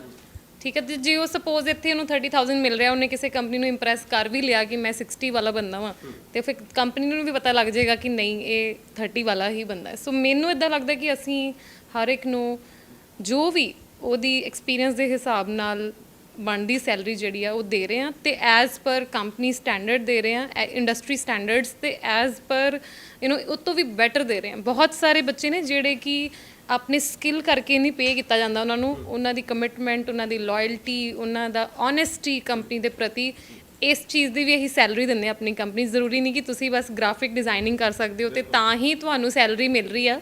ਜੇ ਤੁਸੀਂ, ਕਿਉਂਕਿ ਇੱਕ ਵਧੀਆ ਸੁਭਾਅ EMPLOYEE ਦਾ ਅਸਲ ਚੀਜ਼ ਆ ਜਿਹੜੀ ਕਿ ਕੰਪਨੀ ਨੂੰ ਅੱਗੇ ਲੈ ਕੇ ਜਾ ਸਕਦੀ ਹੈ। ਸੋ ਕੰਮ ਤੇ ਉਹ ਕਿਸੇ ਤੋਂ ਵੀ ਕਰਵਾ ਸਕਦਾ ਹੈ, ਪਰ ਜੇ ਤੁਹਾਡਾ ਸਟਾਫ ਜਿਹੜਾ ਹੈ ਸੁਭਾਅ 'ਚ ਵਧੀਆ ਨਹੀਂ ਹੋਏਗਾ, ਓਨੈਸਟ ਨਹੀਂ ਹੋਏਗਾ, ਪ੍ਰੈਜ਼ੈਂਟੇਬਲ ਨਹੀਂ ਹੋਏਗਾ, ਤੇ ਉਹ ਫਿਰ ਕੰਪਨੀ ਜਿਹੜੀ ਅੱਗੇ ਨਹੀਂ ਜਾ ਸਕਦੀ। ਤੁਸੀਂ ਭਾਵੇਂ ਜਿੰਨਾ ਮਰਜ਼ੀ ਵਧੀਆ ਹੁਣ ਤੁਸੀਂ ਵਧੀਆ ਕੁਲਚਾ ਬਣਾ ਲੈਂਦਾ ਕੋਈ, ਤੇ ਜੇ ਉਹਦਾ ਸੁਭਾਅ ਹੀ ਨਹੀਂ ਵਧੀਆ ਹੋਏਗਾ ਤੇ ਕੌਣ ਜਾਏਗਾ ਉਹਦੇ ਕੋਲ ਖਾਣ। ਬਸ ਉਹੀ ਹਿਸਾਬ ਹੈ ਕਿ ਇੱਥੇ ਜਿਹੜਾ ਵਾ ਮੇਰੀ ਇਹੀ ਕੋਸ਼ਿਸ਼ ਹੈ ਕਿ ਸੈਲਰੀਜ਼ ਬੱਚਿਆਂ ਨੂੰ ਬੈਸਟ ਦਿੱਤੀਆਂ ਜਾਣ। ਇਕੱਲੀਆਂ ਸੈਲਰੀਜ਼ ਹੀ ਨਹੀਂ, ਸਾਡੇ ਕੋਲ ਜਿਵੇਂ ਕਿ 5 ਸਾਲ ਜਿਨ੍ਹਾਂ ਨੂੰ ਕੰਪਲੀਟ ਹੋ ਜਾਂਦੇ ਸਾਡੀ ਕੰਪਨੀ ਦੇ ਵਿੱਚ, ਉਹਨਾਂ ਦੀ ਅਸੀਂ 10 ਲੱਖ ਦੀ ਇੰਸ਼ੋਰੈਂਸ ਕਰਾਉਂਦੇ ਹਾਂ, ਉਹਨਾਂ ਦੇ ਮੰਮੀ ਪਾਪਾ ਦੀ, ਬ੍ਰਦਰ ਸਿਸਟਰ ਦੀ, ਉਹਨਾਂ ਦੇ ਵਾਈਫ ਦੀ, ਹਸਬੈਂਡ ਦੀ, ਬੱਚਿਆਂ ਦੀ। ਸੋ ਇੱਕ ਗਰੁੱਪ ਇੰਸ਼ੋਰੈਂਸ ਕਰਵਾਈ ਜਾਂਦੀ ਆ।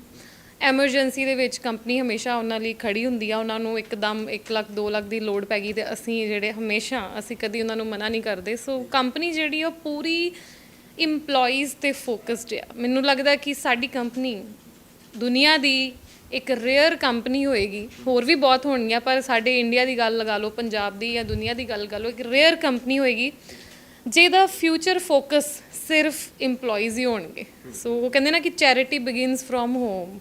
ਠੀਕ ਹੈ, ਜੇ ਤੁਸੀਂ ਭਲਾ ਹੀ ਕਰਨਾ ਤੇ ਆਪਣੇ ਘਰੋਂ ਸ਼ੁਰੂ ਕਰੋ। ਸੋ ਮੈਂ ਆਪਣੀ ਜ਼ਿੰਦਗੀ 'ਚ ਇਹੀ ਠਾਣਿਆ ਕਿ ਜਿਹੜੇ ਲੋਕ ਮੇਰੀ ਕੰਪਨੀ ਨੂੰ ਜਿੰਨੇ ਜ਼ਿਆਦਾ ਸਾਲ ਦੇਈ ਜਾਣਗੇ, ਸੋ ਉਹਨਾਂ ਲਈ ਮੇਰੀ ਜਾਨ ਵੀ ਹਾਜ਼ਰ ਹੈ। ਅੱਛਾ ਮੈਮ, ਆਪਾਂ ਬੜੀਆਂ ਸੋਸ਼ਲ ਮੀਡੀਆ ਤੇ ਤੁਹਾਡੀਆਂ ਤਸਵੀਰਾਂ ਦੇਖਦੇ ਹਾਂ, ਵੱਡੇ ਵੱਡੇ ਇੱਥੇ ਮੰਤਰੀ ਵੀ ਆ ਕੇ ਜਾਂਦੇ ਨੇ, ਦਿੱਲੀ ਦੇ ਡਿਪਟੀ CM ਇੱਥੇ ਆ ਕੇ ਜਾਂਦੇ ਨੇ, ਪੰਜਾਬ ਦੇ ਕਈ ਮੰਤਰੀ ਆ ਕੇ ਜਾਂਦੇ ਨੇ, ਇੱਥੋਂ ਤੱਕ ਪ੍ਰਧਾਨ ਮੰਤਰੀ ਨਰਿੰਦਰ ਮੋਦੀ ਤੁਹਾਡੇ ਨਾਲ ਮੁਲਾਕਾਤ ਕਰਦੇ ਨੇ, ਕੇਜਰੀਵਾਲ ਹੋਰੀ ਤੁਹਾਡੇ ਲਈ ਟਵੀਟ ਕਰਦੇ ਨੇ। ਉਹ ਕਿਸ ਤਰੀਕੇ ਦਾ ਐਕਸਪੀਰੀਅੰਸ ਉਹਨਾਂ ਦੇ ਨਾਲ ਪ੍ਰੈਜ਼ੈਂਟ ਕਰਨਾ, ਜਾਂ ਮੈਂ ਸਰਕਾਰ ਦੇ ਪੱਖੀ ਕਹਾਂ, ਉਹ ਸਿਰਫ ਫੋਟੋਆਂ ਤੱਕ ਸੀਮਿਤ ਰਹਿ ਜਾਂਦਾ, ਜਾਂ ਕੋਈ ਤੁਹਾਨੂੰ ਜਾਂ ਕੰਪਨੀ ਨੂੰ ਕੋਈ ਮਦਦ ਵੀ ਮਿਲਦੀ? ਹਾਂ, ਸੋ ਉਹੀ ਕਿ ਮਦਦ ਦੀ ਮੈਨੂੰ ਐਕਸਪੈਕਟੇਸ਼ਨ ਹੀ ਨਹੀਂ ਹੈਗੀ। ਸੋ ਮਦਦ ਦੀ ਮੈਂ ਕਦੀ, ਜੇ ਮੈਂ ਜਦ ਸਾਡੀ ਕੰਪਨੀ ਤੁਹਾਨੂੰ ਲੱਗਦਾ ਹੈ ਕਿ ਕਾਬਿਲ ਆ ਤੇ ਸਾਡੀ ਮਦਦ ਕਰ ਦਿਓ। ਠੀਕ ਹੈ, ਸੋ ਮੈਂ ਪਿਛਲੀ ਵੀ ਮੇਰੀ ਇੱਕ ਇੰਟਰਵਿਊ ਹੋਈ ਸੀ। ਠੀਕ ਹੈ, ਉਹਦੇ ਵਿੱਚ ਵੀ ਮੈਂ ਕਿਹਾ ਸੀ ਕਿ ਹਾਂ ਬਈ ਪਿੰਡ ਵਿੱਚ ਬਹੁਤ ਚੈਲੰਜ ਜਿਹੜੇ ਆ ਉਹ ਆਉਂਦੇ ਨੇ। ਠੀਕ ਹੈ, ਸੋ ਮੈਂ ਤਾਂ ਇਹੀ ਕਹਾਂਗੀ ਕਿ ਉਦੋਂ ਵੀ ਮੈਂ ਇਹੀ ਸੋਚਿਆ ਕਿ ਮੇਰਾ ਜਵਾਬ ਇਹ ਹੋਣਾ ਚਾਹੀਦਾ ਸੀ ਕਿ ਜੇ ਵਾਕਈ ਸਰਕਾਰ ਨੂੰ ਜਾਂ ਬੈਂਕ ਨੂੰ, ਕਿਸੇ ਇਨਵੈਸਟਰ ਨੂੰ ਜੇ ਲੱਗਦਾ, ਦਿਲੋਂ ਲੱਗਦਾ, ਅੰਦਰੋਂ ਉਹਨਾਂ ਦੀ ਰੂਹ ਕਹਿੰਦੀ ਆ ਕਿ ਅਸੀਂ ਅੱਛਾ ਕੰਮ ਪਿੰਡ ਵਿੱਚ ਕਰ ਰਹੇ ਹਾਂ, ਕਿਉਂਕਿ ਸਾਡੀ ਜਾਨ ਬੜੀ ਲੱਗ ਗਈ, ਸਾਡੀ ਜ਼ਿੰਦਗੀ ਲੱਗ ਗਈ ਇਹਦੇ 'ਤੇ। ਠੀਕ ਹੈ, ਸੋ ਕਰਦੇ ਹਾਂ ਤੇ ਤੁਸੀਂ ਆਪੇ ਤੁਹਾਨੂੰ ਅੰਦਰੋਂ ਲੱਗੇਗਾ ਕਿ ਮਦਦ ਜਿਹੜੀ ਉਹਨਾਂ ਦੀ ਹੋਣੀ ਚਾਹੀਦੀ ਆ। ਬਟ ਸਾਡੀ ਕੰਪਨੀ ਜਿਹੜੀ ਆ ਉਹ ਮਦਦ ਦੀ ਆਸ 'ਤੇ ਨਹੀਂ ਖਲੋਤੀ। ਅਸੀਂ ਇੱਥੋਂ ਤੱਕ ਵੀ ਬੜੀ ਮੁਸ਼ਕਿਲ ਕਲੀਨ ਬਿਜ਼ਨਸ ਕਰਦੇ ਹੋਏ ਇੱਥੋਂ ਤੱਕ ਅਸੀਂ ਆਏ ਹਾਂ। ਸਾਨੂੰ ਆਪਣੀ ਇਮਾਨਦਾਰੀ 'ਤੇ ਬਹੁਤ ਜ਼ਿਆਦਾ ਮਾਣ ਹੈ ਕਿ ਅਸੀਂ ਬਹੁਤ ਹੀ ਇੱਕ ਕਲੀਨ ਬਿਜ਼ਨਸ ਕੀਤਾ ਹੈ, ਜਿਹੜਾ ਕਿ ਮੀਡੀਆ ਸਾਹਮਣੇ ਕਹਿਣਾ ਬਹੁਤ ਔਖਾ। ਠੀਕ ਹੈ, ਸੋ ਮੈਨੂੰ ਆਪਣੀ ਜਿਹੜੀ ਟੀਮ ਆ, ਟੀਮ ਦਾ ਜਿਹੜਾ ਜੋਸ਼ ਆ, ਟੀਮ ਦਾ ਜਿਹੜਾ ਸੁਭਾਅ ਆ, ਟੀਮ ਦੇ ਜਿਹੜੇ ਡਰੀਮਸ ਆ, ਜਿਹੜਾ ਅਸੀਂ ਜਿਹੜੀ ਪਹਿਲੇ 15-20 ਬੰਦਿਆਂ ਦੀ ਟੀਮ ਜਿਹੜੀ ਬਣ ਗਈ, ਉਹਦੇ ਤੇ ਮੈਨੂੰ ਬਹੁਤ ਜ਼ਿਆਦਾ ਵਿਸ਼ਵਾਸ ਆ। ਮੈਂ ਇਹ ਵੀ ਤੁਹਾਨੂੰ ਕਹਿੰਦੀ ਕਿ ਮੈਂ ਨਹੀਂ ਵੀ ਹੋਵਾਂਗੀ ਇਸ ਦੁਨੀਆ ਤੇ, ਇਹ ਕੰਪਨੀ ਨਹੀਂ ਬੰਦ ਹੋ ਸਕਦੀ। ਇਹੋ ਜੀ ਟੀਮ ਆ ਸਾਡੀ। ਸਰਕਾਰੀ ਪੱਖੋਂ ਮੈਂ ਜਵਾਬ ਸਮਝ ਲਿਆ ਵੀ ਸਰਕਾਰੀ ਪੱਖੋਂ ਵੋਟਾਂ ਤੱਕ ਸੀਮਿਤ ਹੋ ਜਾਂਦੇ ਨੇ, ਪਰ ਮਦਦ ਕੋਈ ਨਹੀਂ ਕਰਦਾ। ਹਾਂ ਨਹੀਂ, ਕੋਸ਼ਿਸ਼ ਤੇ ਕਰ ਰਹੇ ਹੁਣ, ਦੇਖੋ ਕੀ ਨਿਕਲ ਕੇ ਆਂਦਾ। ਮੈਂ ਪਹਿਲਾਂ ਹੀ ਹੁਣ ਜੇ ਕਹਿਦਾ ਕਿ ਕੁਝ ਨਹੀਂ ਹੋਇਆ, ਤੇ ਜਿਹੜਾ ਕਿ ਅਜੇ ਤੱਕ ਤੇ ਨਹੀਂ ਹੋਇਆ। ਸਭ ਸਵਾਲ ਹੀ ਮੇਰਾ ਉਹਦੇ ਤੇ ਆ ਵੀ ਅੱਜ ਤੱਕ ਜਿਹੜਾ ਜਵਾਬ ਆ ਉਹ ਤੇ ਇਹੀ ਆ ਕਿ ਨਹੀਂ ਹੋਇਆ, ਕਿਉਂਕਿ ਇੱਕ ਹੁੰਦਾ ਨਾ ਕਿ ਫੋਨ ਕਰਨ ਤੇ ਕਈ ਕੰਮ ਹੋ ਸਕਦੇ ਨੇ, ਠੀਕ ਹੈ, ਪਰ ਉਹ ਪਤਾ ਨਹੀਂ, ਤੇ ਅਸੀਂ ਨਹੀਂ ਹੈਗੇ ਤਰਲੇ ਮਿੰਤਾਂ ਵਾਲੇ, ਠੀਕ ਹੈ ਨਾ। ਹੁਣ ਅੱਜ ਪੰਜਾਬੀ ਉਹੀ ਹੈ ਕਿ ਮੇਰੇ ਅੰਦਰ ਦੀ ਗੱਲ ਤੋਂ ਹੀ ਕਢਾ ਲਈ ਕਿ ਨਹੀਂ ਹੈਗੇ ਅਸੀਂ ਉਹਨਾਂ ਦੇ ਵਿੱਚੋਂ ਕਿ ਅਸੀਂ ਫੋਨ ਕਰਕੇ ਕਹੀਏ ਕਿ ਸਰ ਪਲੀਜ਼ ਕਰ ਦਿਓ ਜਾਂ ਪਲੀਜ਼ ਮੇਰੀ ਗੱਲ ਸੁਣ ਲਓ, ਠੀਕ ਹੈ। ਸੋ ਦਿਲ ਕਰਦਾ ਅੰਦਰੋਂ ਕਿ ਅਣਖ ਨਾ ਜੀਏ, ਜੋ ਕਿ ਸਾਡੀ ਪੰਜਾਬੀਆਂ ਦੀ ਪਹਿਚਾਣ ਆ, ਠੀਕ ਹੈ, ਤੇ ਕਿਰਤ ਕਰੀਏ, ਤੇ ਕਿਰਤ ਦਾ ਹੀ ਸਾਨੂੰ ਜਿਹੜਾ ਵਾ ਉਹ ਫਲ ਮਿਲੇ, ਠੀਕ ਹੈ। ਸੋ ਅਸੀਂ ਜਿਹੜਾ ਵੀ ਸਾਡੇ ਸਾਡਾ ਜਿਹੜਾ ਕਲਚਰ ਆ ਜਾਂ ਅਸੀਂ ਆਪਣੇ ਗੁਰੂਆਂ ਤੋਂ ਸਿੱਖਿਆ ਵਾ, ਮੈਂ ਤੇ ਉਹਦੇ ਤੇ ਖੜੀ ਆ। ਮੈਂ ਤੇ ਮੰਨਦੀ ਆ ਕਿ ਰੱਬ ਹੈ, ਠੀਕ ਹੈ। ਸੋ ਮੈਂ I am a firm believer of God, ਤੇ ਮੈਨੂੰ ਇਹ ਪਤਾ ਹੈ ਕਿ ਦਿਨ ਬਦਲਣ ਲੱਗਿਆ ਇੱਕ ਦਿਨ ਨਹੀਂ ਲੱਗਦਾ, ਠੀਕ ਹੈ ਨਾ। 1 ਘੰਟੇ 'ਚ ਤੁਹਾਡੀ ਜ਼ਿੰਦਗੀ ਬਦਲ ਸਕਦੀ ਆ। ਸੋ ਇਹ ਕੰਪਨੀ ਜਿੰਨੀ ਮਿਹਨਤ ਕਰ ਰਹੀ, ਇਸ ਦੇ ਬੱਚੇ ਜਿੰਨੇ ਅੱਛੇ ਨੇ, ਕਿਉਂਕਿ ਮੈਂ ਖੁਦ 2.5 ਸਾਲ ਜੌਬ ਕੀਤੀਆਂ, ਠੀਕ ਹੈ। ਮੈਂ 2 ਕੰਪਨੀ 'ਚ ਕੰਮ ਕੀਤਾ। ਮੈਨੂੰ ਪਤਾ ਕਿ ਸ਼ਹਿਰ ਦਾ ਕਲਚਰ, ਕਾਰਪੋਰੇਟ ਕਲਚਰ, ਬੰਬੇ ਦਾ ਕਲਚਰ, ਦੁਬਈ ਦਾ ਕਲਚਰ ਕੀ ਹੁੰਦਾ, ਉੱਥੇ ਕਿੱਦਾਂ ਲੋਕਾਂ, ਪਰ ਇੱਥੇ ਜਿਹੜੇ ਬੱਚੇ ਆ ਉਹ ਇੱਕ ਫੈਮਿਲੀ ਦੀ ਤਰ੍ਹਾਂ ਕੰਮ ਕਰ ਰਹੇ ਨੇ। ਆਪਣੀ ਮਿਹਨਤ ਦੇ ਬਲਬੂਤੇ ਤੇ ਕੰਪਨੀ ਨੂੰ 120 ਬੰਦਿਆਂ ਨੂੰ ਤਨਖਾਹ ਦੇ ਰਹੇ ਨੇ, ਆਪਣੀ ਮਿਹਨਤ ਦੇ ਬਲਬੂਤੇ ਤੇ 24 ਘੰਟੇ ਆਪਣੀ ਜ਼ਿੰਦਗੀ ਦੇ ਲਾ ਕੇ ਇਹਦੇ ਤੇ ਪੂਰੀ ਜਾਨ ਲਾ ਰਹੇ ਨੇ। ਤੇ ਸਰਕਾਰ ਹੋ ਗਈ ਜਾਂ ਇਨਵੈਸਟਰ ਹੋ ਗਿਆ, ਬੈਂਕ ਹੋ ਗਿਆ, ਮੈਨੂੰ ਦਿਖਦੇ ਹੀ ਨਹੀਂ, ਮੈਨੂੰ ਤੇ ਰੱਬ ਦਿਖ ਰਿਹਾ ਅੱਗੇ, ਠੀਕ ਹੈ। ਸੋ ਮੈਂ ਤੇ ਮੰਨਦੀ ਕਿ ਰੱਬ ਹੁੰਦਾ ਹੈ, ਤੇ ਫਿਰ ਆਪੇ ਅੱਛਾ ਸਮਾਂ ਆ ਜਾਏਗਾ। ਸਾਡੇ ਬੜੇ ਬਹੁਤ ਸਾਰੇ ਜਿਹੜੇ ਠੇਠ ਪੰਜਾਬੀ ਵੀ ਸੁਣ ਰਹੇ ਹੋਣਗੇ, ਇੱਕ ਸਵਾਲ ਸਰ ਦੇ ਮਨ 'ਚ ਹੋਣਾ ਵੀ ਤਨਖਾਹਾਂ ਮੋਟੀਆਂ ਮਿਲਦੀਆਂ ਨੇ, ਸਿੱਧੇ ਸ਼ਬਦਾਂ ਦੇ ਵਿੱਚ ਮੈਂ ਕਹਾਂ ਵੀ ਲੱਖ ਰੁਪਏ ਵਾਲੇ EMPLOYE ਵੀ ਹੈਗੇ ਨੇ। ਹਾਂਜੀ, ਬਿਲਕੁਲ ਤਨਖਾਹਾਂ ਜਿਹੜੀਆਂ ਉਹ ਅੱਛੀਆਂ ਮਿਲਦੀਆਂ। IT ਦਾ ਸੈਕਟਰ ਹੀ ਇਹ ਆ ਕਿ IT ਦੇ ਵਿੱਚ ਤੁਹਾਨੂੰ ਵਾਈਟ ਕਾਲਰ ਜੌਬਸ ਹੀ ਮਿਲਣੀਆਂ। ਦੇਖੋ IT ਇੱਕ ਐਸਾ ਫੀਲਡ ਆ ਜਿਸ 'ਚ ਬੱਚੇ ਨੂੰ ਰੋਜ਼ ਪੜ੍ਹਨਾ ਪੈਂਦਾ। ਤੁਸੀਂ ਹੁਣ ਕੁਝ ਵੀ ਸਿੱਖ ਲਿਆ, ਠੀਕ ਆ, ਤੇ ਤੁਸੀਂ ਹੋ ਸਕਦਾ ਕਿ ਤੁਹਾਡੀ ਸਰਕਾਰੀ ਜੌਬ ਆ ਜਾਂ ਤੁਸੀਂ ਕੁਝ ਵੀ ਸਿੱਖ ਲਿਆ, ਤੇ ਹੋ ਸਕਦਾ ਕਿ ਤੁਸੀਂ ਤੁਹਾਨੂੰ ਰੋਜ਼ ਮਿਹਨਤ ਨਾ ਕਰਨੀ ਪਵੇ। ਪਰ IT ਇੱਕ ਐਸਾ ਸੈਕਟਰ ਆ ਕਿ ਜਿਸ ਵਿੱਚ ਬੱਚੇ ਨੂੰ ਰੋਜ਼ ਪੜ੍ਹਨਾ ਪੈਂਦਾ, ਉਹਨੂੰ ਸਿੱਖਣਾ ਹੀ ਪੈਣਾ, ਨਹੀਂ ਤੇ ਉਹਦੀ ਗਰੋਥ ਰੁਕ ਜਾਏਗੀ, ਉਹਨੂੰ ਨੌਕਰੀ ਤੋਂ ਕੱਢ ਦਿੱਤਾ ਜਾਏਗਾ, ਕਿਉਂਕਿ ਉਹ ਵਾਲੇ ਸੌਫਟਵੇਅਰ ਦੀ ਹੁਣ ਸਾਨੂੰ ਲੋੜ ਨਹੀਂ ਆ, ਠੀਕ ਹੈ। ਸੋ IT ਦੇ ਵਿੱਚ IT ਨੂੰ ਸਮਝਣਾ ਚਾਹੀਦਾ। ਉਹਨਾਂ ਦੀਆਂ ਤਨਖਾਹਾਂ ਜ਼ਿਆਦਾ ਹੋਣ ਦਾ ਕਾਰਨ, ਠੀਕ ਹੈ, ਇਹੀ ਆ ਕਿ ਉਹਨਾਂ ਦਾ ਦਿਮਾਗ ਬਹੁਤ ਜ਼ਿਆਦਾ ਲੱਗਦਾ, ਠੀਕ ਆ। ਉਹਨਾਂ ਨੂੰ ਓਨਾ ਹੀ ਆਰਾਮ ਚਾਹੀਦਾ।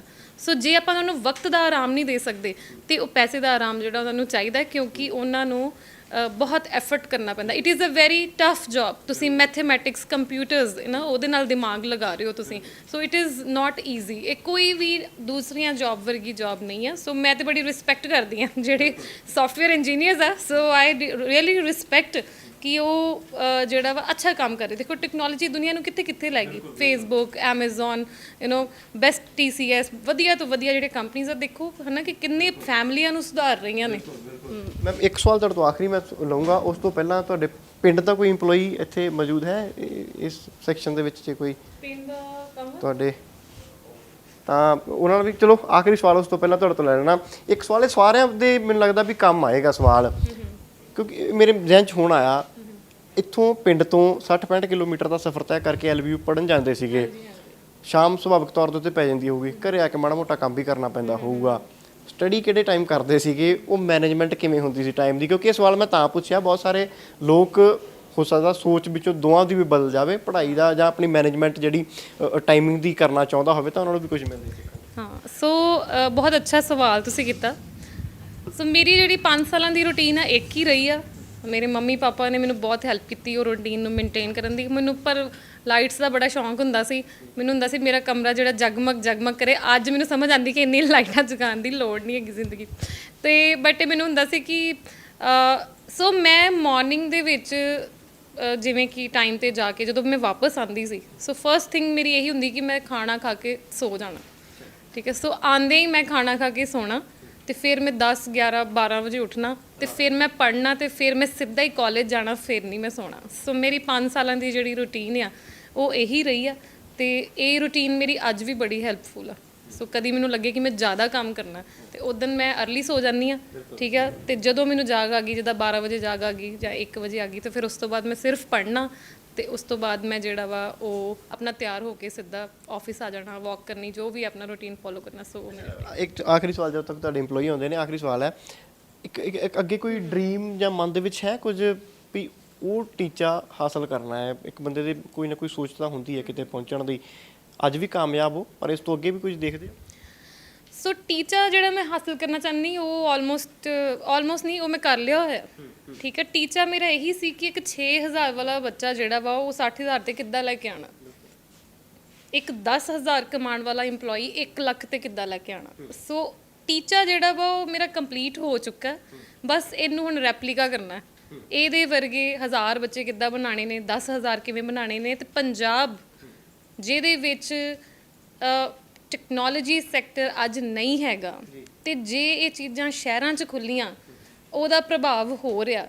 ਪਰ ਮੇਰਾ ਇਹ ਸੁਪਨਾ ਹੈ ਕਿ ਪੰਜਾਬ ਦਾ ਜਿਹੜੇ ਐਟਲੀਸਟ 1000 ਪਿੰਡ ਹੋਣ, ਕਿ ਜਿਹੜੇ IT ਵਿਲੇजेस ਹੋਣ, ਤੇ ਜਿੰਨੇ ਸਾਡੇ ਪੰਜਾਬੀ, ਖਾਸ ਕਰਕੇ ਪੰਜਾਬੀ, ਠੀਕ ਹੈ, ਉਸ ਤੋਂ ਬਾਅਦ ਸਾਡਾ ਕੰਟਰੀ ਹੋ ਗਿਆ, ਠੀਕ ਆ, ਉਹਨਾਂ ਨੂੰ ਹੋਵੇ ਕਿ ਕਿਉਂਕਿ ਪੰਜਾਬ ਦੇ ਲੋਕਾਂ ਨੇ ਘੱਟ ਤਰੱਕੀ ਕੀਤੀ ਹੈ, ਬਹੁਤ ਕੀਤੀ ਆ, ਠੀਕ ਹੈ। MP ਬਣੇ ਹੋਏ ਨੇ ਪੰਜਾਬ ਦੇ ਲੋਕ, ਵੱਡੇ ਵੱਡੇ ਬਿਜ਼ਨਸਮੈਨ ਨੇ, ਅਮਰੀਕਾ, ਕੈਨੇਡਾ, ਠੀਕ ਹੈ, ਹਜ਼ਾਰਾਂ EMPLOYEES ਉਹਨਾਂ ਦੇ ਕੰਮ ਕਰ ਰਹੇ ਨੇ।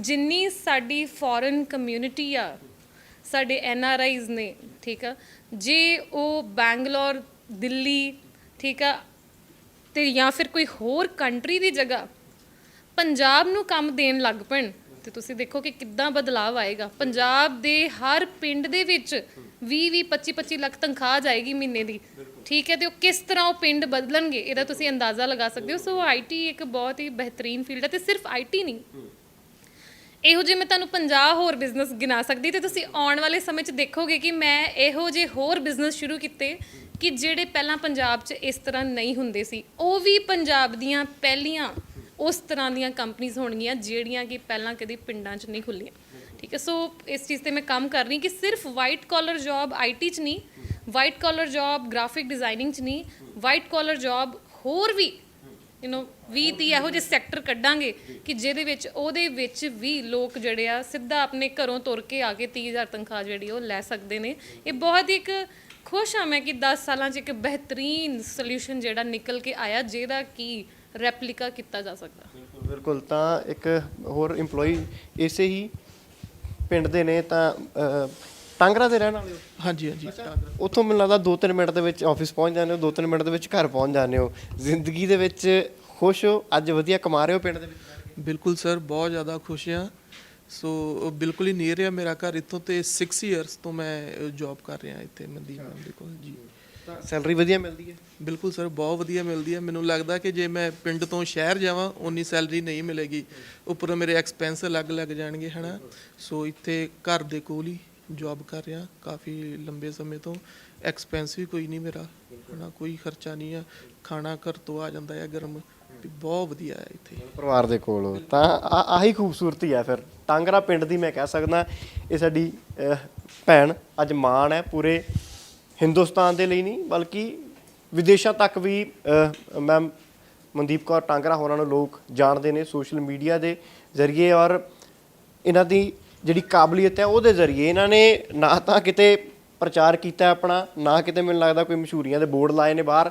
ਬਹੁਤ ਸਾਰੇ ਸਰਕਾਰੀ ਵੱਡੇ ਵੱਡੇ ਲੀਡਰ ਬਾਹਰ ਬੋਰਡ ਲਾਉਂਦੇ ਨੇ ਵੀ ਇੰਨਿਆਂ ਨੂੰ ਰੁਜ਼ਗਾਰ ਦੇਵਾਂਗੇ, ਇੰਨਿਆਂ ਨੂੰ ਪੱਕੇ ਕਰਾਂਗੇ, ਪਰ ਇੱਥੇ ਪੱਕੇ ਕਰਕੇ ਭਾਏ ਨੇ ਆਪਣੇ ਪਿੰਡ ਦੇ 25 ਤੋਂ 30 ਨੌਜਵਾਨਾਂ ਨੂੰ, ਜਿਨ੍ਹਾਂ ਨੂੰ ਪਿੰਡ ਦੇ ਵਿੱਚ ਤਨਖਾਹ ਮਿਲ ਰਹੀ ਹੈ, ਪਿੰਡ ਦੇ ਵਿੱਚ ਵਧੀਆ ਸੈਲਰੀ ਮਿਲ ਰਹੀ ਹੈ, ਔਰ ਉਹ ਚੰਗੇ ਸੈਕਟਰ ਦੇ ਵਿੱਚ ਕੰਮ ਵੀ ਕਰ ਰਹੇ ਨੇ। ਤਾਂ ਇਹ ਮਨਦੀਪ ਕੌਰ ਮੈਮ ਤੁਹਾਡਾ ਬਹੁਤ ਬਹੁਤ ਧੰਨਵਾਦ, ਔਰ ਸਲੂਟ ਹੈ ਇੱਕ ਵਾਰ ਤੁਹਾਨੂੰ, ਤੁਹਾਡੀ ਸਾਰੀ ਟੀਮ ਨੂੰ, ਕਿ ਤੁਸੀਂ ਪਿੰਡ ਦੇ ਵਿੱਚ ਹੀ ਰਹਿ ਕੇ ਇੰਨਾ ਵਧੀਆ ਕੰਮ ਕਰ ਰਹੇ ਹੋ। ਸਰ ਕੀ ਨਾਂ ਤੁਹਾਡਾ ਵੀਰ ਜੀ? सर मेरा नाम अनुपम कुमार। ਕਿੱਥੋਂ ਦੇ ਰਹਿਣ ਵਾਲੇ? मैं बिहार का रहने वाला हूँ। ਕੀ ਬਾਤ ਆ ਭਾਈ, ਬਿਹਾਰ ਤੋਂ। ਅੱਛਾ, ਉੱਥੋਂ पंजाबी ਚ कंफर्टेबल हो ਤੁਸੀਂ? समझ सकते? अच्छा, जब आप बिहार में थे तो आपको पता चला इधर IT कंपनियां, तो पहली तस्वीर तो किसी बड़े शहर की आई होगी मन में? सर मैं लवली प्रोफेशनल यूनिवर्सिटी का पास आउट हूँ, तो मैं जब भी कॉलेज में था ये कंपनी प्लेसमेंट के लिए आई। तो पहले जब हम लोग कॉलेज में होते तो ड्रीम्स बहुत बड़े होते हैं कि भाई बहुत मस्त कंपनी होगी, बड़ी होगी, एकदम मल्टी मतलब 10-12 बिल्डिंग्स होंगे। तो जब मैं इधर आया मतलब मैंने यूट्यूब वगैरह पे देखे, मैं इधर आया तो मैं लिटरली थोड़ा सा डिसअपॉइंटमेंट हुआ मेरे अंदर। लेकिन जब मैं इधर का इन्वायरमेंट देखा जो बहुत बढ़िया था, मतलब लीडर्स जो भी थे बिल्कुल इंस्पायरिंग थे, हमेशा मदद करते थे, तो उसके बाद मैं बिल्कुल सेट हो गया। उसके बाद खुश हो इधर? बिल्कुल बहुत खुश। जब गांव से फोन आता है मैं काम कर रहा हूँ, वो भी हैरान होते होंगे फिर तो। नहीं मतलब ऐसे तो हैरान नहीं होते, उनको बस ये काम है कि मतलब अच्छे से काम करे बस। तो ऐसा कुछ भी नहीं है, मतलब मज़ा बहुत आता है। वो मम्मी को ही बताता हूँ, वो भी बहुत खुश होते हैं कि चलो काम करो बस अच्छे से। पंजाबियों के साथ कैसे अच्छी मैं मतलब पहले जब मैं कॉलेज में था तो उधर पे पंजाबी लोगों के साथ ज़्यादा इंटरेक्शन नहीं होता था। अभी इधर पे मेरे पंजाबी बहुत सारे दोस्त हैं, उनके साथ पंजाबी में बात भी करता हूँ। हालांकि जब मैं बात करता हूँ थोड़े बहुत सिंटेक्स एरर आते हैं, लेकिन दोस्तों के साथ चल जाता है। ਤਾਂ ਬਿਲਕੁਲ ਇਹ ਦੇਖੋ, ਕੋਈ ਕੈਨੇਡਾ ਜਾਣਾ ਚਾਹੁੰਦਾ ਸੀਗਾ, ਤਿਆਰ ਸੀਗੇ, ਆਇਲਸ ਵੀ ਕਰ ਲਈ ਸੀ, ਛੱਡ ਦਿੱਤਾ। ਇੱਥੇ ਜਦੋਂ ਕੰਪਨੀ ਦੇ ਵਿੱਚ ਆਏ ਤਾਂ ਇੱਥੇ ਦੇ ਹੀ EMPLOYE ਹੋ ਕੇ ਰਹਿ ਗਏ, ਕਿਉਂਕਿ ਵਧੀਆ ਫੈਸਿਲਿਟੀ, ਵਧੀਆ ਤਨਖਾਹ ਤੇ ਵਧੀਆ ਜਿਹੜੀ ਜ਼ਿੰਦਗੀ ਬਸਰ ਹੋਣ ਲੱਗ ਗਈ। ਬਿਹਾਰ ਦਾ ਰਹਿਣ ਵਾਲਾ ਬਾਈ ਆ, ਦਿੱਲੀ, ਨੋਇਡਾ, ਯੂਪੀ ਨੂੰ ਛੱਡ ਕੇ ਅੱਜ ਪੰਜਾਬ ਦੇ ਵਿੱਚ, ਪੰਜਾਬ ਦੇ ਪਿੰਡ ਟਾਂਕਰਾ ਦੇ ਵਿੱਚ ਜੌਬ ਕਰ ਰਿਹਾ। ਬਾਈ ਨੇ ਦੱਸਿਆ ਕਿ ਪਿੰਡ ਦਾ ਨੌਜਵਾਨ ਵੀ ਇੱਥੇ ਨੌਕਰੀ ਕਰ ਰਿਹਾ, ਦੂਸਰੇ ਜ਼ਿਲ੍ਹੇ ਤੋਂ ਆ ਕੇ ਵੱਡੇ ਸ਼ਹਿਰ ਨੂੰ ਛੱਡ ਕੇ, ਅੰਮ੍ਰਿਤਸਰ ਵਰਗੇ ਸ਼ਹਿਰ ਨੂੰ ਛੱਡ ਕੇ ਇੱਥੇ ਆ ਕੇ ਨੌਕਰੀ ਕਰ ਰਿਹਾ। ਤਾਂ ਵਾਕਈ ਕਾਬਿਲੇ ਤਾਰੀਫ ਹੈ ਔਰ ਵੱਡਾ ਸੁਨੇਹਾ ਉਹਨਾਂ ਲੋਕਾਂ ਦੇ ਲਈ, ਉਹਨਾਂ ਲੋਕਾਂ ਨੂੰ ਸਮਝਣਾ ਚਾਹੀਦਾ ਜਿਹੜੇ ਅੱਜ ਵੀ ਧੀਆਂ ਨੂੰ ਬੋਝ ਸਮਝਦੇ ਨੇ, ਅੱਜ ਵੀ ਧੀਆਂ ਨੂੰ ਕਮਜ਼ੋਰ ਸਮਝਦੇ ਨੇ। ਇਹੀ ਪੰਜਾਬ ਦੀ ਧੀ ਹੈ ਜਿਹਦੇ ਪ੍ਰਧਾਨ ਮੰਤਰੀ ਨਰਿੰਦਰ ਮੋਦੀ ਤੱਕ ਵੀ ਫੈਨ ਨੇ, ਜਿਹਦੇ ਅਰਵਿੰਦ ਕੇਜਰੀਵਾਲ ਹੁਣੀ ਜਿਨ੍ਹਾਂ ਦੇ ਬਾਰੇ ਟਵੀਟ ਕਰਦੇ ਨੇ, ਮਨੀਸ਼ ਸਿਸੋਦੀਆ ਹੁਣੀ ਹਰ ਰੋਜ਼ ਦੂਜੇ ਤੋਂ ਤੀਜੇ ਦਿਨ ਉਹਨਾਂ ਦੀ ਇੱਕ ਵੀਡੀਓ ਹੁੰਦੀ ਹੈ ਜਿਹਦੇ ਵਿੱਚ ਮਨਦੀਪ ਕੌਰ ਟਾਂਗਰਾ ਹੋਣਾ ਦਾ ਜ਼ਿਕਰ ਹੁੰਦਾ ਹੈ। ਤਾਂ ਬਹੁਤ ਸਾਰੇ ਇੰਸਪੀਰੇਸ਼ਨਲ ਇਹਨਾਂ ਦੀਆਂ ਸਪੀਚਸ ਵੀ ਤੁਸੀਂ ਸੋਸ਼ਲ ਮੀਡੀਆ ਤੇ ਸੁਣਦੇ ਹੋ, ਸਮਾਜ ਸੇਵਾ ਦਾ ਕੰਮ ਵੀ ਕਰਦੇ ਨੇ। ਫਿਲਹਾਲ ਤੁਹਾਨੂੰ ਇੰਟਰਵਿਊ ਕਿੱਦਾਂ ਦਾ ਲੱਗਾ ਤੁਸੀਂ ਕਮੈਂਟ ਬਾਕਸ ਦੇ ਵਿੱਚ ਆਪਣੀ ਰਾਏ ਤੁਸੀਂ ਸਾਡੇ ਨਾਲ ਸਾਂਝਾ ਕਰ ਸਕਦੇ ਹੋ। ਕੈਮਰਾਮੈਨ ਨਰੇਸ਼ ਦੇ ਨਾਲ ਸੁਖਵਿੰਦਰ ਸਿੰਘ, ਹਮਦਰਦ TV, ਪਿੰਡ ਟਾਂਗਰਾ।